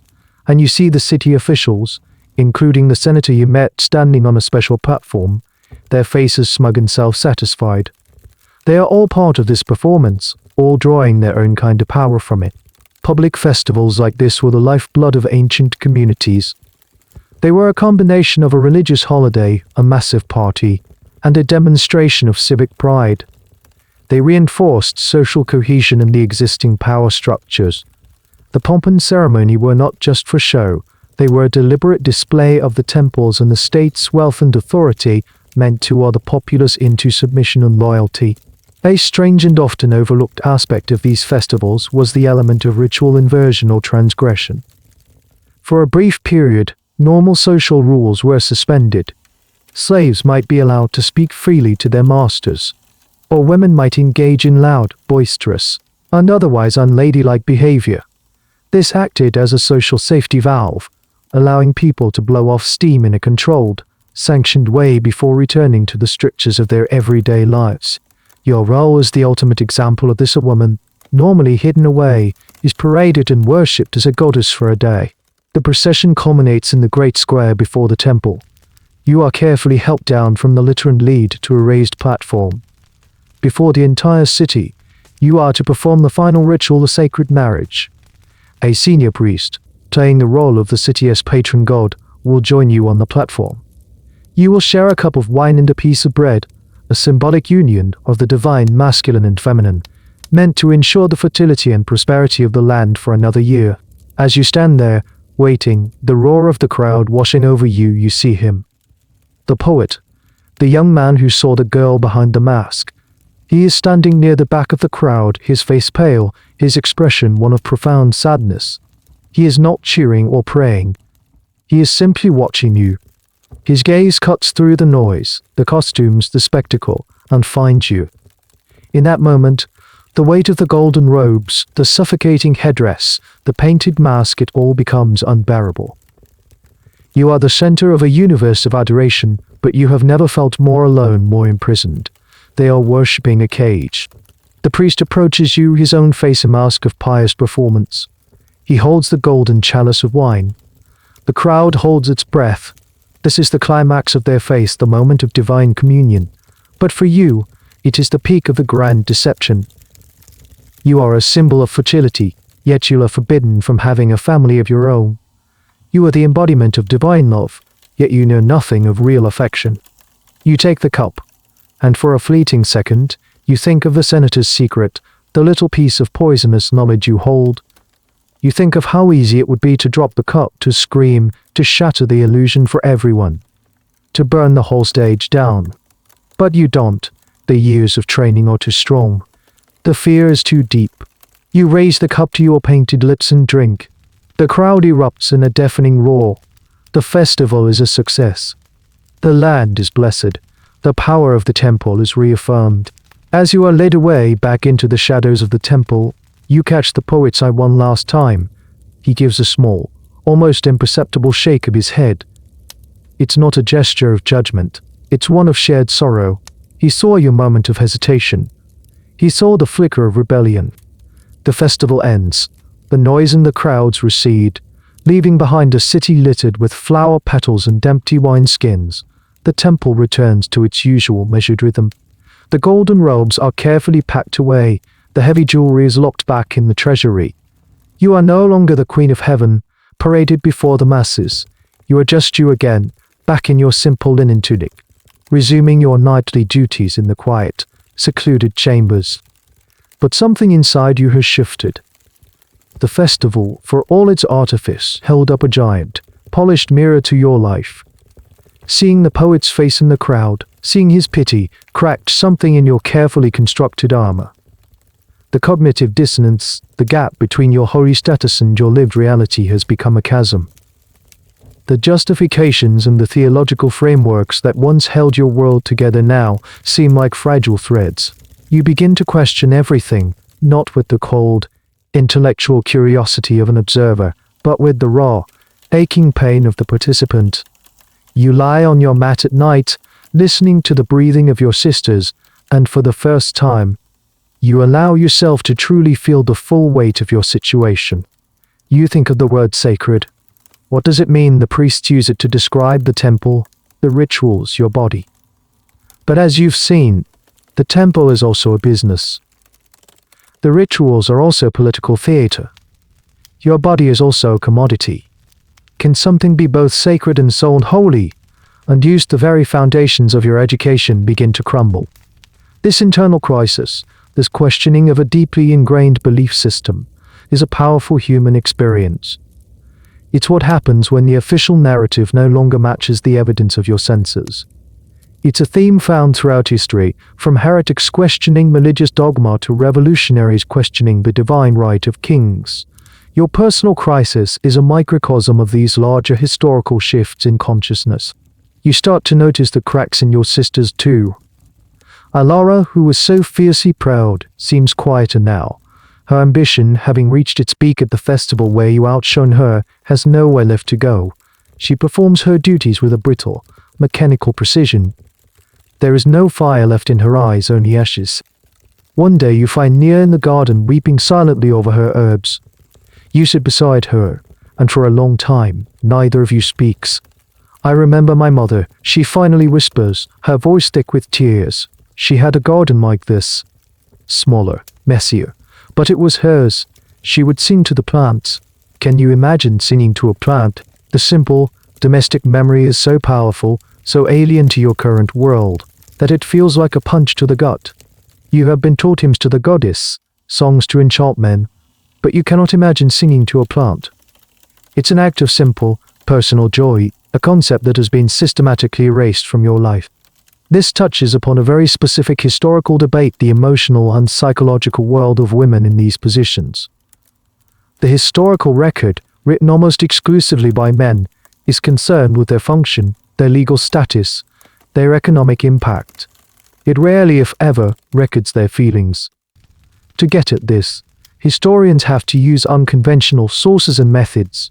They might look at poetry written by women in other constrained situations, analyze the iconography of female figurines for clues about their inner lives, or use comparative anthropology to understand how women in similar roles in other cultures coped. It's an act of historical imagination, an attempt to reconstruct the soul from the shadow it left behind. A little-known but poignant piece of this puzzle comes from ancient Egypt. There, certain orders of priestesses, like the god's wife of Ammon, were women of immense power and wealth, often royal daughters. They were theologically married to the god, granting them a unique status. However, surviving letters and inscriptions show that despite their power, they were still constrained, their lives dedicated to ritual, their personal desires secondary to their public role. The golden cage was still a cage. The final thread of the old narrative unravels when you are called to a chamber one night and find the high priest waiting for you. Not the senator, not a merchant. The high priest himself. The man who speaks of your body as a sacred vessel. He does not use the language of prayer or ritual. His actions are stark, stripped of all pretense. It is a raw, undisguised assertion of ownership. In that moment, any lingering shred of the sacred shatters. There is no goddess here. There is no holy rite. There is only a powerful man using his position to take what he wants. The hypocrisy is no longer a philosophical problem. It is a physical reality. The crack that started with the poet's sad eyes has now split your world in two. You return to your room, your body trembling not with fear, but with a cold, silent rage. The priests are not just the managers of the system, they are its primary beneficiaries, in every sense of the word. They sell you to others, and they use you for themselves. You look at your reflection in a basin of water. The face that looks back is a stranger's. It's the face of the goddess, the mask you've worn for years. But behind it, you can feel yourself, the real you, the girl who was sold for a failed harvest finally, irrevocably, waking up. The hollow reed is no longer hollow. It is filled with a poison of its own. The rage you feel doesn't manifest as a fiery outburst. It couldn't. An open rebellion in this place would be suicide. Instead, it cools and hardens inside you, like molten glass solidifying into a sharp, clear shard. Your perspective has permanently shifted. You no longer see yourself as a victim of the system, but as a prisoner of it. And prisoners, you realize, think about escape. But how the temple walls are high, the gates are guarded. Even if you could physically leave, where would you go? You have no family to return to, no skills that are useful in the outside world. Your face, especially after the festival is known. You are marked, physically by your tattoo and socially by your past. To the world outside, you would be a runaway slave, a piece of stolen temple property. There would be no refuge for you. Your mind, sharpened by years of silent observation, starts to work differently. You are not looking for a way out of the temple, but for a way to exist within it on your own terms. You need to carve out a space that is truly yours, a life within this life. You think of the secret you hold the senator's careless whisper about his rival's illegal grain shipment. For weeks, it has been a sterile piece of information, a dangerous gem you kept hidden. Now, you begin to see it as a key. A very small key to a very large, locked door. Your opportunity comes unexpectedly. You are serving wine at a private banquet for a group of senior priests and a visiting military official. The air is thick with arrogant laughter and political gossip. You move silently, refine emptiness. Your face a mask of serene emptiness, and you listen. The priests are complaining about the very senator whose secret you hold. His promised land grant has been delayed, tangled up in bureaucracy by his political rival, the same man from his story. The priests are frustrated, their grand prize just out of reach. This is the moment. The convergence of knowledge and opportunity. It's a terrifying risk. If you are discovered, the punishment would be unimaginable. But the alternative, a lifetime of passive servitude, of being a tool for men like these, is no longer acceptable. You seek out Nia. You trust her quiet wisdom, her deep sense of justice. In the seclusion of her herb garden, under the watchful eye of the moon, you tell her everything. The senator's secret, the priest's frustration. You lay your plan before her, your voice a low, trembling whisper. "It's too dangerous," she says immediately, her eyes wide with fear. "They will destroy you." "They are already destroying me," you reply, your voice gaining a strength you didn't know you possessed. "Slowly, every day. This is the only way to get a piece of myself back." This idea of subtle, internal resistance, rather than overt rebellion, is a key theme for historians studying enslaved or oppressed peoples throughout history. When open revolt is impossible, resistance takes other forms: work slowdowns, feigning illness, preserving cultural traditions in secret, and, most powerfully, the strategic use of information.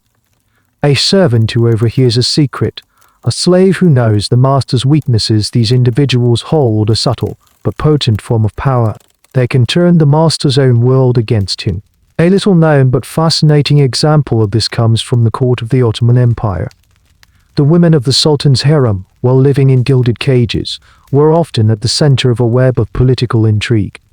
They had access to the Sultan, they overheard conversations, and they formed powerful alliances.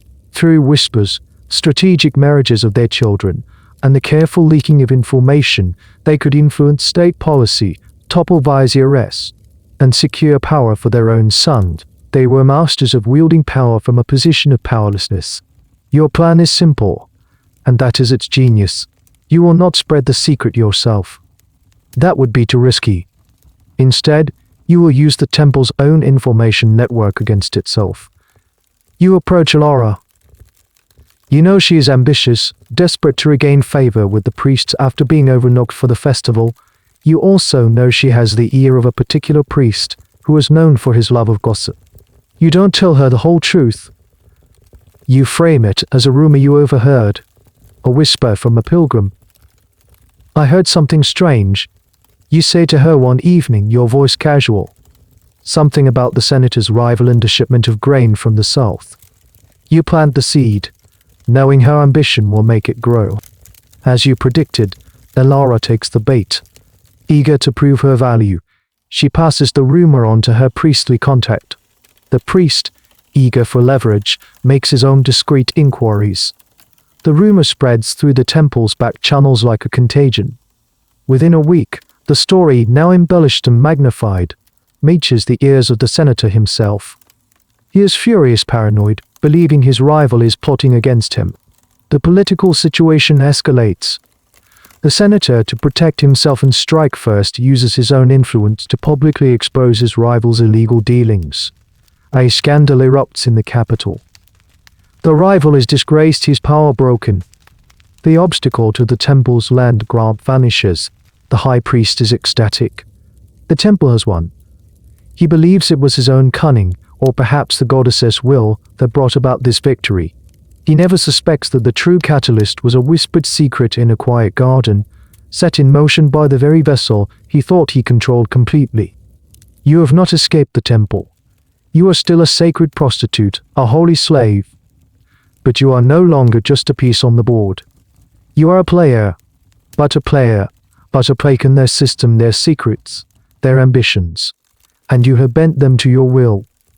It was an act of ghost-like sabotage, an invisible coup, and in the silent aftermath, you feel the first, intoxicating taste of something you have never known before: agency. The success of your subtle manipulation changes the air you breathe. The temple is the same, the rituals are the same, but your place within it feels different. You carry your secret victory like a hidden jewel, a source of private strength. It's a dangerous game, but the taste of agency is addictive.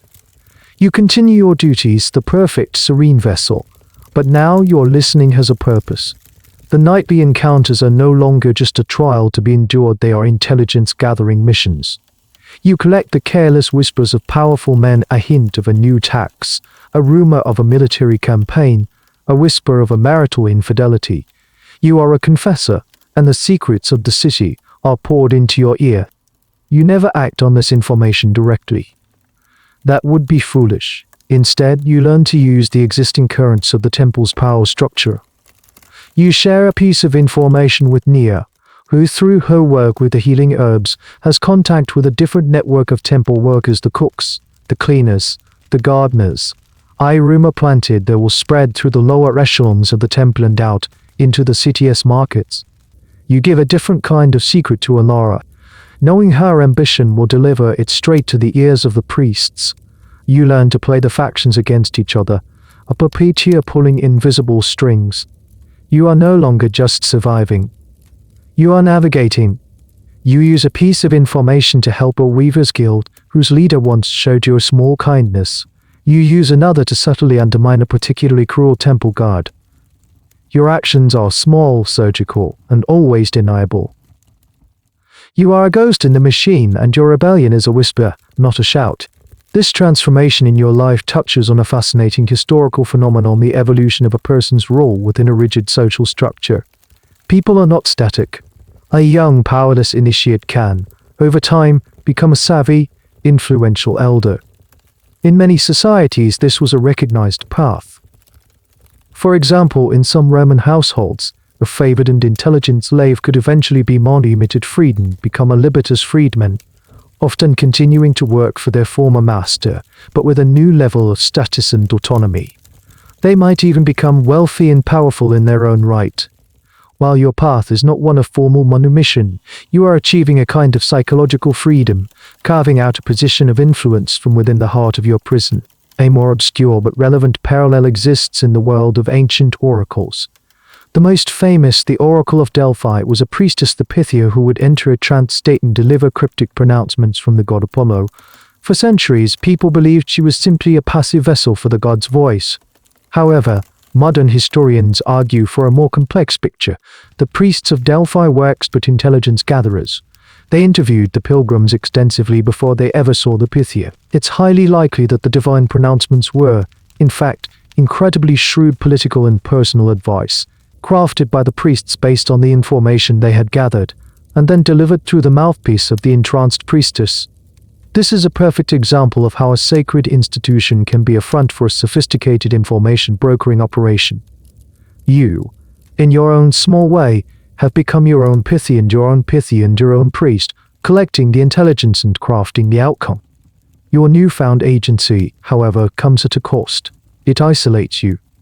Nia looks at you with a mixture of admiration and fear. She understands what you are doing, but the risks terrify her. Alara sees you as a rival, someone who has somehow gained a mysterious influence that she cannot grasp. The sisterhood that was once your only solace is now complicated by your secret power. You are more in control, but you are also more alone. You start to notice the signs of aging in the women around you. Lyra, your old dance teacher, no longer teaches. Her joints are stiff, her movements slow. She now supervises the laundry, her authority diminished, her days spent in the steam and heat. You see older women who were once the temple's star attractions now relegate to menial chores, their beauty faded, their value to the priests depleted. You realize that your power, your influence, is tied to your youth and desirability. The secrets you gather are a side effect of the access your beauty grants you. When your beauty fades, so will your access, so will your power. It is a terrifying, sobering thought. Your agency is conditional, temporary. The system that you have learned to manipulate will, in the end, discard you as it has discarded all the others. One evening you are visiting Nia in her garden. She is tending to a new plant, a thorny, scrubby-looking bush with small, pale flowers. What is that, you ask? It's wolfsbane, she says quietly, not looking at you. The healers use a tiny amount to slow a racing heart, but a little more is a poison with no cure. She looks up, her eyes meeting yours. In her gaze, you see a silent, terrifying question. She has seen the path you are on, the dangerous game you are playing, and she is showing you another kind of power, another kind of rebellion. The ultimate one. The power to end the game completely, the knowledge of the final escape hat. You look at the ugly little plant, at its pale, unassuming flowers. You think of the high priest, of the senator, of the endless cycle of use and disposal. And for the first time, you understand that the goal may not be to win the game, but simply to decide when and how you leave the table. The sight of the wolfsbane in Nia's garden plants a dark seed in your mind. It's a knowledge you try to push away, but it lingers, a constant, chilling reminder of the ultimate stakes of the game you're replaying. Your small victories, your secret manipulations, suddenly feel fragile, temporary. You are dancing on a knife's edge, and you see now that the dance has only two possible endings: a slow fade into obscurity like Lyra, or a sudden, final exit. This new, grim awareness coincides with another change. Your body, the instrument of your service and the source of your secret power, betrays you. You begin to experience bouts of sickness, a recurring fever, a persistent cough that leaves you weak and breathless. At first, it is a minor inconvenience, but it soon becomes impossible to hide. The temple's reaction is swift and pragmatic. You are, after all, a valuable asset. You are removed from your duties and placed in the care of the temple healers. For the first time in years, your nights are your own. No more scented chambers, no more strange men, no more forced performances. But this is not a respite. It is quarantine.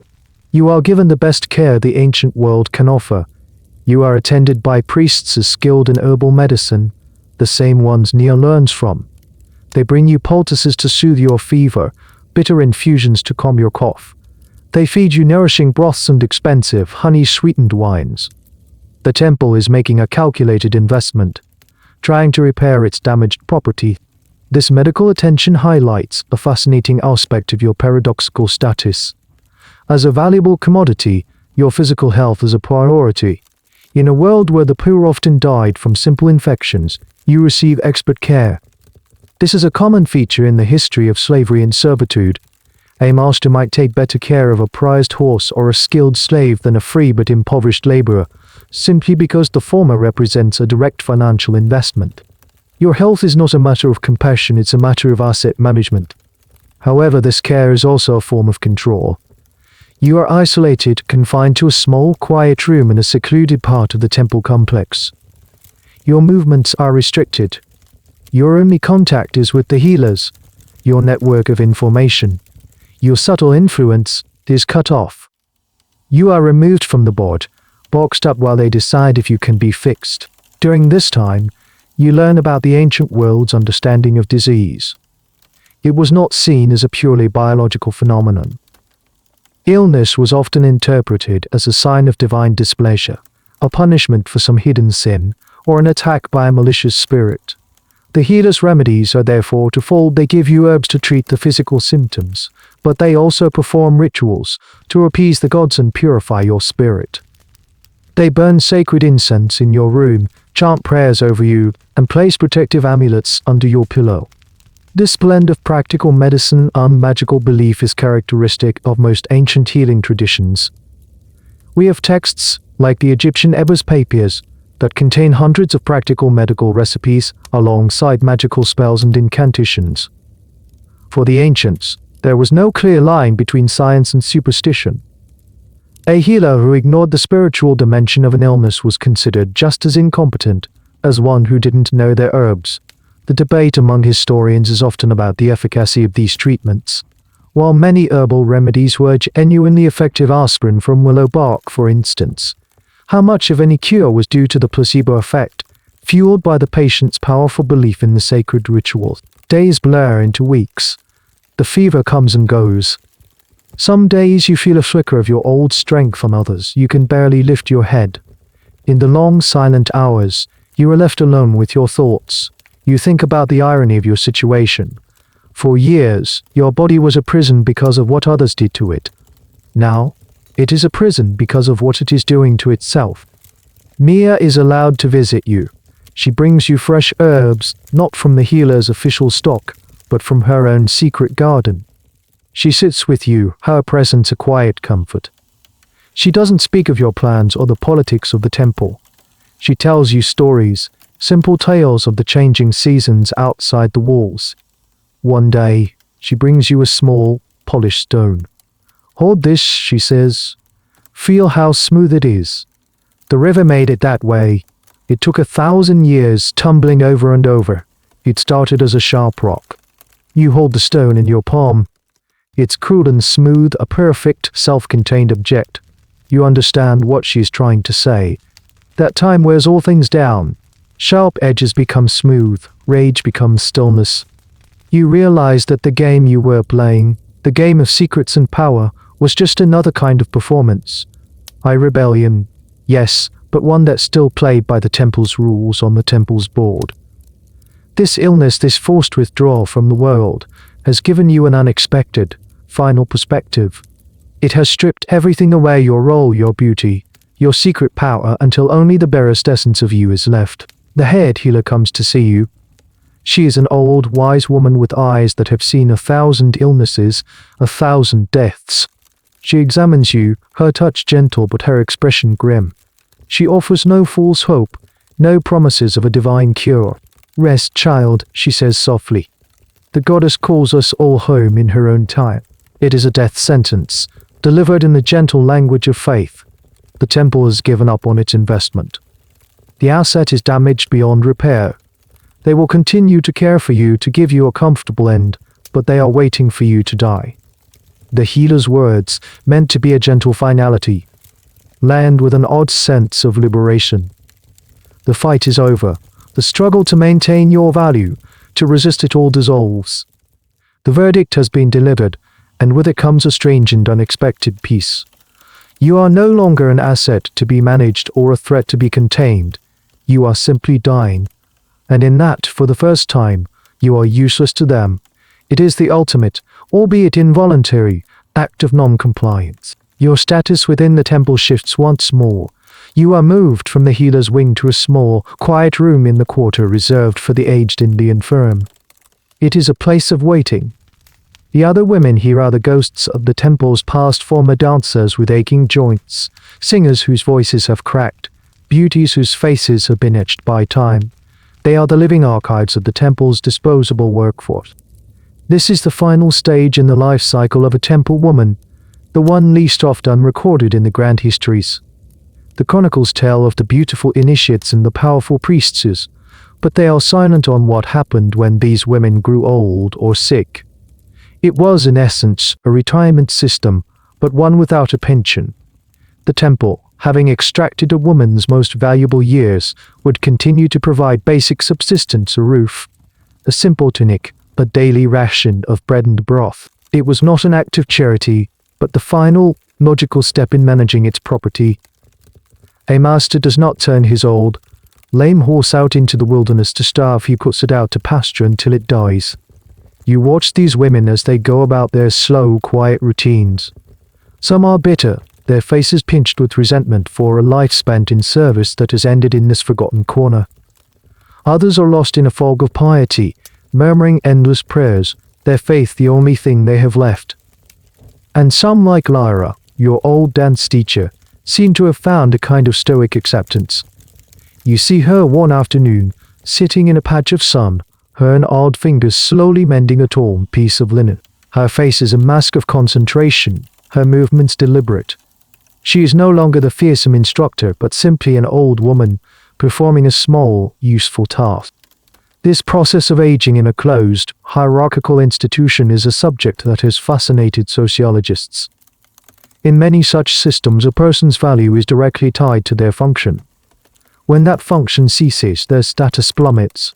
This can lead to what's called social death, where a person is still physically alive, but is no longer treated as a meaningful member of the community. They become invisible. You and the women around you are experiencing this social death, living out your days in the shadow of the vibrant, churning machine you once helped to fuel. And yet, even here, there are flickers of humanity. The women care for each other in small ways. They share their bread with those too weak to eat. They comb the hair of those whose hands tremble too much. They quiet, unspoken sisterhood persists, born not of shared ambition but of shared decline. One of the more curious historical details regarding the end of life for temple personnel comes from funerary evidence. In some archaeological sites, temple workers were buried in a specific section of the city cemetery, separate from the general population. A final recognition of their sacred service, or was it a final act of segregation, ensuring that even their mortal remains were kept as temple property, not allowed to mix with the rest of society? The interpretation remains open to debate. As your own strength wanes, you find yourself shedding the layers of your identity. The anger, the ambition, The fear they all seem to require an energy you no longer possess. You spend your days watching the light move across the stone wall of your room. You listen to the distant sounds of the temple, the faint echo of a hymn, the clang of a blacksmith's hammer, and they sound like noises from another world. Nia still visits you. She brings you not herbs for healing, but flowers for their scent and color. She doesn't talk about the present. Instead, she asks you about your childhood before the temple. At first, the memories are faint, like faded tapestries, but slowly, with her gentle prompting, they return. You remember the smell of rain on dry earth, the rough, warm feeling of a goat's coat under your hand, the taste of a sun-ripened fig stolen from a neighbor's tree. These memories are the only thing that are truly yours. They were not given to you by the priests, not shaped by the temple's needs. They are small, simple, and utterly authentic. They are the proof that before you were a vessel, a symbol, or a tool, you were a girl, a person. You realize that your entire life within these walls has been about becoming something else. Becoming a goddess, a performer, a rebel. Now, at the very end, all you want is to be yourself again. The flower of your life, once so carefully cultivated and displayed for others, is now dowlining. And in that process, it is finally, truly, becoming its own again. The petals are falling away, leaving only the essential truth of what you were all along. As your body weakens, your role in the temple undergoes one final, ironic transformation. You are no longer a participant, not even a resident of the quiet pasture of the forgotten. You are becoming a teacher. It doesn't happen in a formal classroom. It happens in small, fleeting moments. A young girl, a new arrival with the same terrified, defiant eyes you once had, is sent to your room with a bowl of broth. She watches you, her curiosity overcoming her fear. She has heard the stories about you.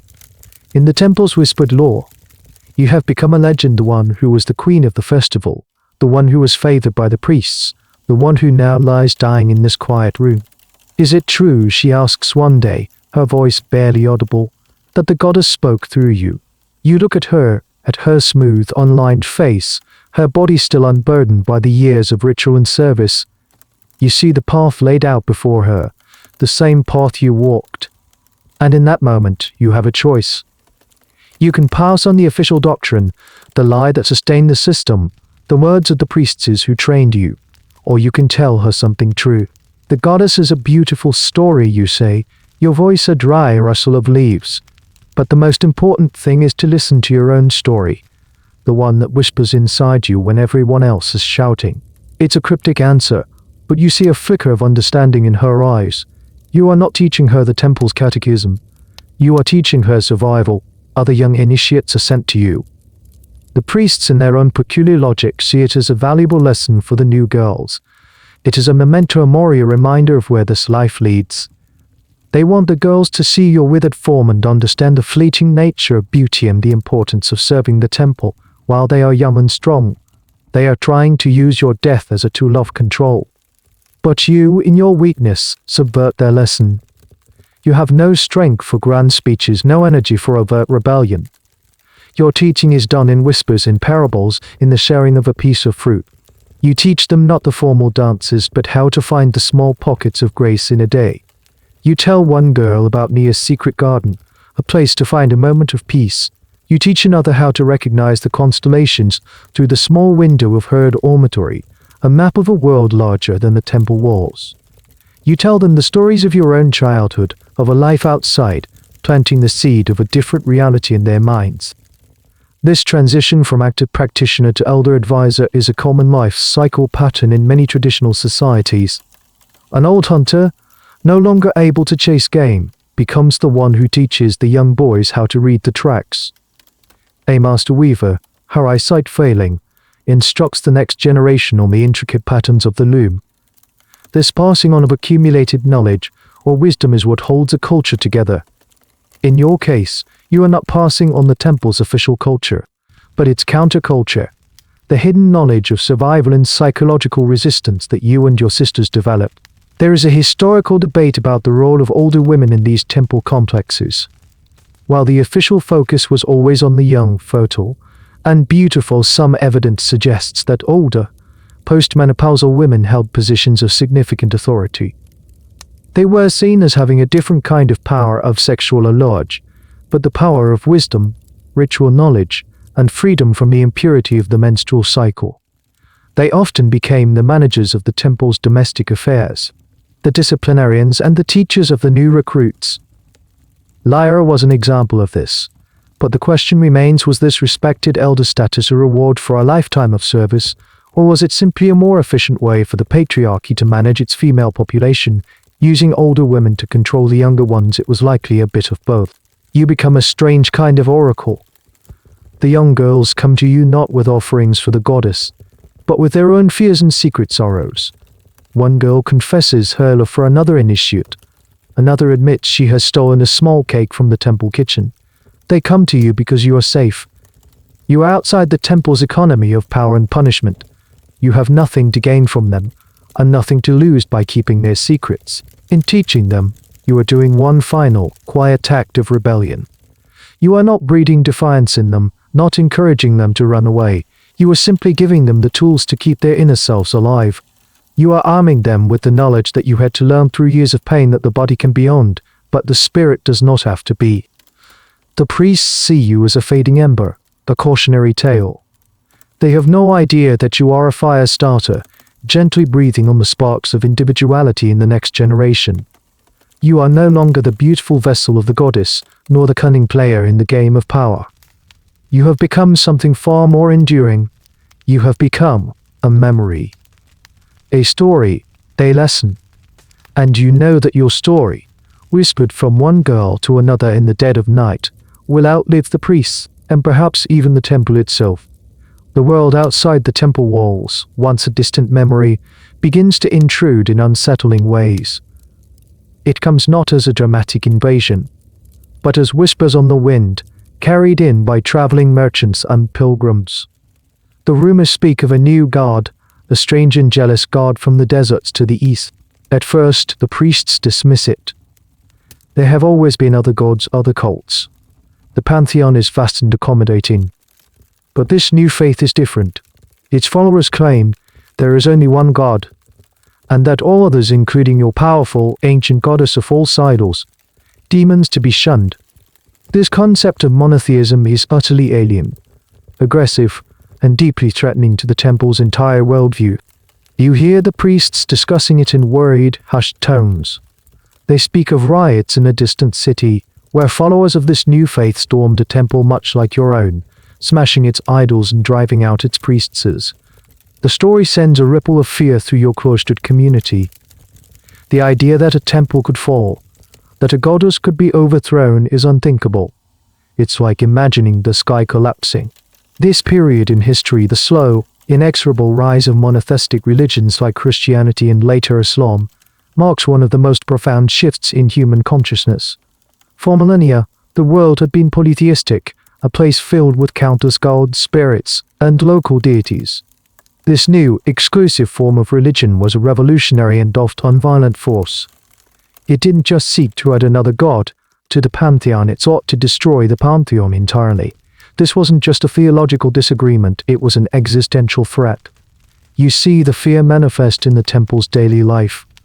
The rituals become more fervent, more desperate. The priests led public prayers against the heretics. The offerings increase as the populace grows fearful. But there is an undercurrent of panic. The old certainties are beginning to fray at the edges. One day a new girl arrives. She is different from the others. She was not given by her family as an offering. She was found wandering in the city, an orphan, her family lost to a plague that had swept through the poorer quarters. But she carries something with her, the story of the new god.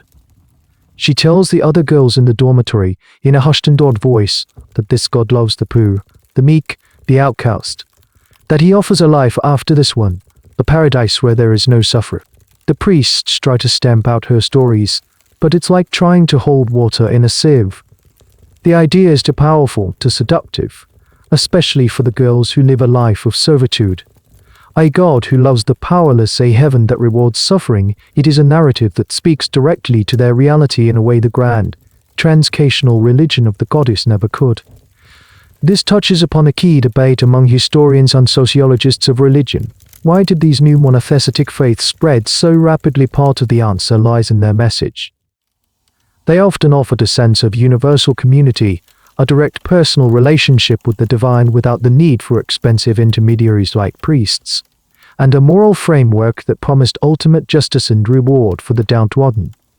For slaves, for the poor, for women trapped in patriarchal systems, this was a message of radical hope. A strange and little-known aspect of this religious transition is how the old gods were demonized. They weren't just forgotten, they were actively transformed into figures of evil in the new religious narrative. Astarte, your goddess of love and fertility, would, in the centuries to come, be twisted and cast as a male demon, Astartoth, a duke of hell in Christian demonology. Her sacred symbols, like the serpent of wisdom or the horns of the bull representing virility, would become symbols of the devil. It was a character assassination on a cosmic scale, a deliberate act of cultural and religious warfare. You, from your quiet room, watch this ideological battle unfold. You are too old and tired to embrace the new god, but you are also too wise to cling to the old one. You see them both for what they are: stories. Powerful, world-shaping stories, but stories nonetheless. And you see that the new story is winning. One evening, Nia comes to you, her face troubled. Some of the girls there are praying in secret, she whispers. Not to the goddess. To him. She looks at you, her eyes asking a silent question. You look past her, out your small window at the evening sky. The stars are wheeling in their ancient patterns, indifferent to the gods that men invent and destroy. Let them pray, you say softly. A story that gives a caged bird hope is a good story. It doesn't matter who the storyteller is. In that moment, you transcend both faiths. You see that the true struggle is not between this god and that goddess, but between hope and despair, freedom and servitude. The names of the gods may change, the rituals may be replaced, but that fundamental human struggle remains the same. You have lived your entire life in the service of one story. Now at its end, you can see the pages turning, and a new chapter for the world beginning. The abstract threat of the new god soon takes on a hard physical form. The empire, which once tolerated the myriad faiths within its borders, has a new master. A new emperor, a convert to the ascendant monotheistic faith, sits on the throne, and his piety is matched only by his ambition. Edicts, written on scrolls and carried by imperial messengers, begin to arrive from the capital. The first edict is financial. The ancient tax exemptions that temples like yours have enjoyed for centuries are revoked. Suddenly, the temple's vast wealth, its lands and its treasuries, are subject to the empire's crippling taxes. The priests are outraged. Their secret meetings, once full of confident political maneuvering, are now filled with panicked whispers. The flow of gold, the lifeblood of their power, is being choked off. The second edict is social. It outlaws immoral religious practices. The language is vague, but the target is clear. Your role, the very practice of sacred sexuality that has been the temple's most unique and lucrative ritual for 1,000 years, is now a crime under imperial law. The sacred chambers are officially closed, the nightly rituals cease. The flow of offerings from pilgrims dwindles to a trickle. The temple, once the vibrant heart of the city, begins to feel like a ghost of itself. The great halls are emptier, the air no longer thick with the constant haze of expensive incense. The energy drains out of the place, leaving behind a hollow silence. This historical process, the state-sponsored suppression of old pagan cults, was a key feature of the late Roman Empire. Emperors like Theodosius I passed a series of laws in the late 4th century AD that progressively outlawed pagan sacrifices, closed temples, and extinguished their sacred fires, like the eternal flame of Vesta in Rome. This wasn't just a religious shift, it was a massive transfer of wealth and power. Temple lands and treasuries were confiscated by the state or given to the newly dominant Christian church. It was the final, decisive victory in the long war between the old gods and the new. You watch this slow motion collapse from your quiet room. For the priests, it is the end of the world. For you, it is simply the final act of a play you have been watching your whole life. The power that once seemed so absolute, so eternal, is proving to be as fragile as a clay pot. A fascinating and poignant detail from this period is the discovery of ritually buried statues. In the ruins of some temples, archaeologists have found beautiful cult statues of the old gods and goddesses carefully, almost lovingly, buried under the temple floors. It's as if the last priests, knowing the end was near and wanting to save their gods from being smashed by Christian mobs, gave them a proper burial. It was a final, secret act of defiance and devotion in a world that had turned against them. The final edict arrives like a death blow. It orders the closure of all pagan temples and the forfeiture of their properties to the imperial treasury. The empire is not just extinguishing the faith, it is repossessing its assets. The day the imperial soldiers arrive is grey and overcast. They are not the local city guards who had a complex, often respectful relationship with the temple. These are strangers, professional soldiers loyal only to the emperor and his new god. They march into the main courtyard, their armor clanking on the sacred stones, their expressions hard and merciless. The high priest, a man you have only ever seen draped in power and arrogance, confronts them. He speaks of the temple's ancient rites, of the goddess's power. The soldier's commander simply laughs and holds up the imperial scroll with its lead seal. The law of the emperor has replaced the law of the goddess. What follows is a systematic dismantling. The soldiers, with the help of a local mob of converts eager for plunder, strip the temple of its wealth. They tear the golden ornaments from the walls, pack the sacred chalices into rough sacks, and carry off the scrolls from the library. You hear a great crash from the central shrine. They have pulled down the statue of the goddess, the one that was washed and dressed and worshipped every day. You imagine her lapis-lazuli eyes staring up at the grey sky as she is shattered into pieces. The priests are arrested, their fine robes torn from their backs.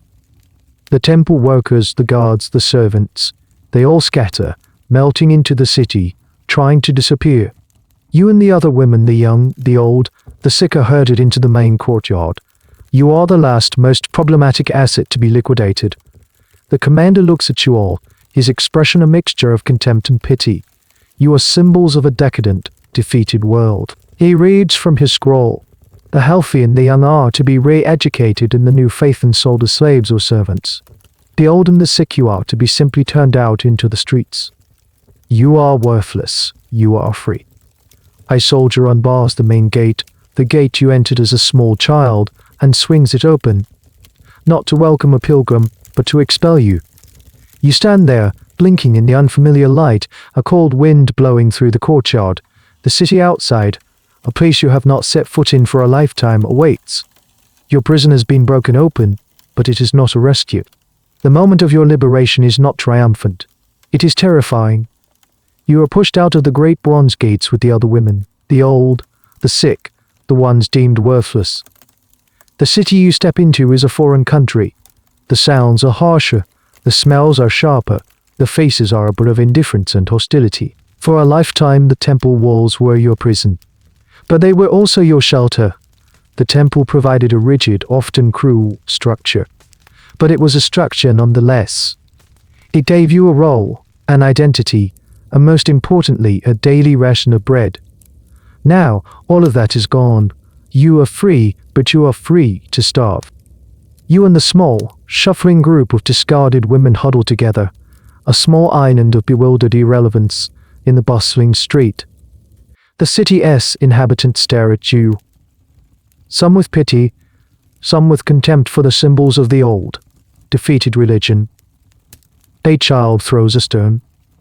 It clatters harmlessly on the pavement near your feet, but the message is clear.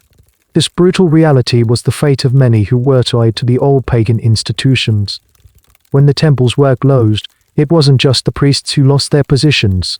It was a whole ecosystem of people, the gardeners, the musicians, the scribes, the weavers, and of course the temple women. They were left adrift in a society that was rapidly changing, their skills suddenly obsolete, their past a dangerous stigma. They became refugees in their own city. As dusk begins to fall, a cold rain begins to slick the cobblestones.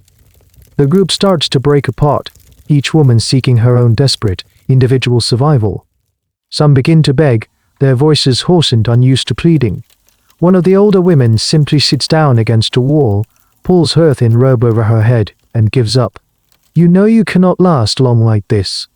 Your illness, which had been a quiet companion in the relative comfort of the temple, is now a raging fire in your lungs. Every breath is a struggle. You need to find a place to rest, a place to perform the final act of your life in peace. You think of Nia. In the chaos of the temple's fall, you were separated. You pray not to the goddess or any other god, but just a raw, human prayer into the indifferent universe that she, with her practical skills and quiet strength, has found a way to survive. With a strength born of pure desperation, you begin to walk. You have no destination in mind, only a vague, instinctual urge to move away from the noise and the crowds, towards the edge of the city. You shuffle through muddy alleyways, your bare feet numb with cold. And then you remember something. A story the poet told you, the one who saw the girl behind the mask. He once spoke of a small, forgotten shrine on the riverbank, a place dedicated to a minor water spirit, a place no one visited anymore. You follow the downward slope of the streets, your body screaming in protest, until you hear the sound of the river. And there it is, a small, crumbling stone structure, half overgrown with ivy. It's little more than a pile of rocks, but it is shelter. You crawl inside, out of the rain, and collapse onto the damp earth. This touches upon a historical point that is both sad and fascinating: the demotion of gods. When a major cult was suppressed, sometimes its major deity would survive in a much reduced form, absorbed into folk traditions as a minor nature spirit, a bogeyman, or a saint in the new religion. A powerful river god might, over the centuries, shrink into a mischievous sprite that lived under a particular bridge. Your once mighty goddess, whose statue was just shattered, might live on in a peasant's whispered prayer to a lady of the woods for a safe childbirth. It's a form of cultural memory, the ghost of a dead religion haunting the landscape. You lie in the darkness of the tiny shrine, listening to the rain and the river. Your whole life feels like a dream you are slowly waking from. The temple, the priests, the rituals, the secret power games, it all seems so distant, so unreal. You think of the secret you uncovered, the one about the senator. You used it to win a small victory, to feel a flicker of power. You realize now how small that victory was. The senator, his rival, the temple, the empire, they were all just waves on the surface of a great, deep river. And the river is still flowing, indifferent to them all. Your final act of rebellion, you realize, is not a grand gesture of defiance. It is this quiet, solitary act of choosing the place of your own death. You have reclaimed your body from the priests and the politicians, not by fighting them, but by simply carrying it away to a place of peace, a place that is yours alone. You close your eyes. You are not a vessel, not a commodity, not a symbol. You are just a body returning to the earth from which it came. And in this final, total surrender, you feel the chains that have bound you your entire life fall away. You are no longer owned. The rain stops. Through the crumbling gaps in the shrine's roof, the first pale light of dawn begins to filter in, painting the damp stone in shades of grey and silver. The world outside is quiet, washed clean. The only sound is the steady, timeless murmur of the river. You are no longer cold. The pain in your chest has subsided into a gentle, spreading warmth. You know with a certainty that transcends thought that this is the end. Your body, which has been the stage for so much drama of devotion, of exploitation, of rebellion, of sickness, is finally still. You turn your head, a final, monumental effort, and look towards the entrance of the shrine. The river flows past, a wide, muddy ribbon carrying leaves and twigs and the reflections of the brightening sky. You think of the journey you have taken, from the dusty road of your childhood village, to gory halls of the temple, and now to this quiet, forgotten place on the water's edge. It has been a long, strange, and brutal path, but it was your path. You reflect on the faces that have populated your life. Your father's a mask of piety and grief. Elwira's stern and disciplined. Elarias burning with ambition. Nia's gentle and wise. The poets filled with a sorrowful understanding. The endless parade of men in the lamplit chambers. The priests, with their holy words and grasping hands. They were all actors in your story, playing their parts. Was your life a tragedy, a story of exploitation and abuse? Yes, unquestionably. But was that all it was? You think of the secret sisterhood, the shared glances, the whispered jokes. You think of Nia's herb garden, a small patch of defiant life. You think of the moment you turned a secret into a weapon, the flicker of power you felt. You think of the young initiates you taught, the seeds of survival you planted in them. No, it was not only a tragedy, it was more complex than that. This is the ultimate challenge for historians when trying to understand lives like yours. It is easy to paint a picture of pure victimhood, or conversely, to romanticize the sacred aspects. The truth, for the individual who lived it, is almost always a messy, contradictory mix. It's a concept some scholars call agency within structure. You existed within a brutal, oppressive structure, but you still made choices, formed relationships, and found ways to exert your will. You were not just a passive object. You were a person navigating an impossible world. A final, curious historical detail comes to mind. In many ancient cultures, rivers were seen as boundaries between the world of the living and the world of the dead. To cross the river was to pass into the afterlife. The most famous is the river Styx in Greek mythology, but the theme is widespread. It is perhaps a fitting place for your journey to end, here on the threshold between two worlds.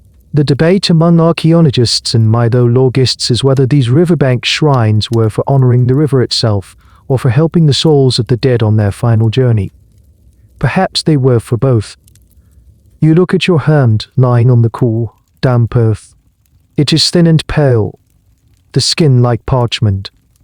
You see the faint, faded star tattoo on your wrist, the mark of the goddess, the sign that you belonged to her. For so long it was a brand, a symbol of your servitude. Now, in the soft morning light, it looks different. It looks simply like a part of you, a faded drawing from a life you once lived. A scar from a battle that is finally over. You close your eyes. You feel your own breath slowing, becoming shallow. The river's murmur seems to grow louder, becoming a gentle, rushing sound that fills your head. It is not a frightening sound. It is a lullaby, the sound of everything being washed away. You are not thinking of the goddess or the new god or any god at all. You are thinking of your mother, of the smell of her baking bread. It is your first memory, and you realize, with a final, peaceful clarity, that it is also your last. The story has come full circle. You are no longer the temple's property. You are no longer a memory or a legend. You are just a child, finally going home. The river continues on its endless journey, its quiet murmur a constant song for the forgotten shrine. Her story, like a single drop of rain, has joined the current, flowing out into the vast, quiet sea of what was. The dust of her world has settled. The echoes of the temple chants have faded now, lost in the sound of the wind through the ivy. There are no more struggles to witness, no more secrets to keep. Her peace is absolute, and it is time to let it, and it is time to let it, and her go. And now let that quiet peace become yours. Feel the story dissolve, leaving only a gentle stillness in its place. The journey is over. Let the soft, steady sound of the river become the rhythm of your own breathing, slow and deep. Feel the weight of the day. All the worries and the lists and the noise begin to loosen their grip. Picture them becoming weightless, like leaves on the water's surface, drifting gently away from you into the darkness. There is nothing left to hold on to. The soft hum in your room is the only sound now, a lullaby for the very edge of sleep. You are safe in your own quiet harbor, and the tide of dreams is slowly, gently putting you out into a calm and peaceful sea. There is nothing left to do now but rest. The end of the article. Good night.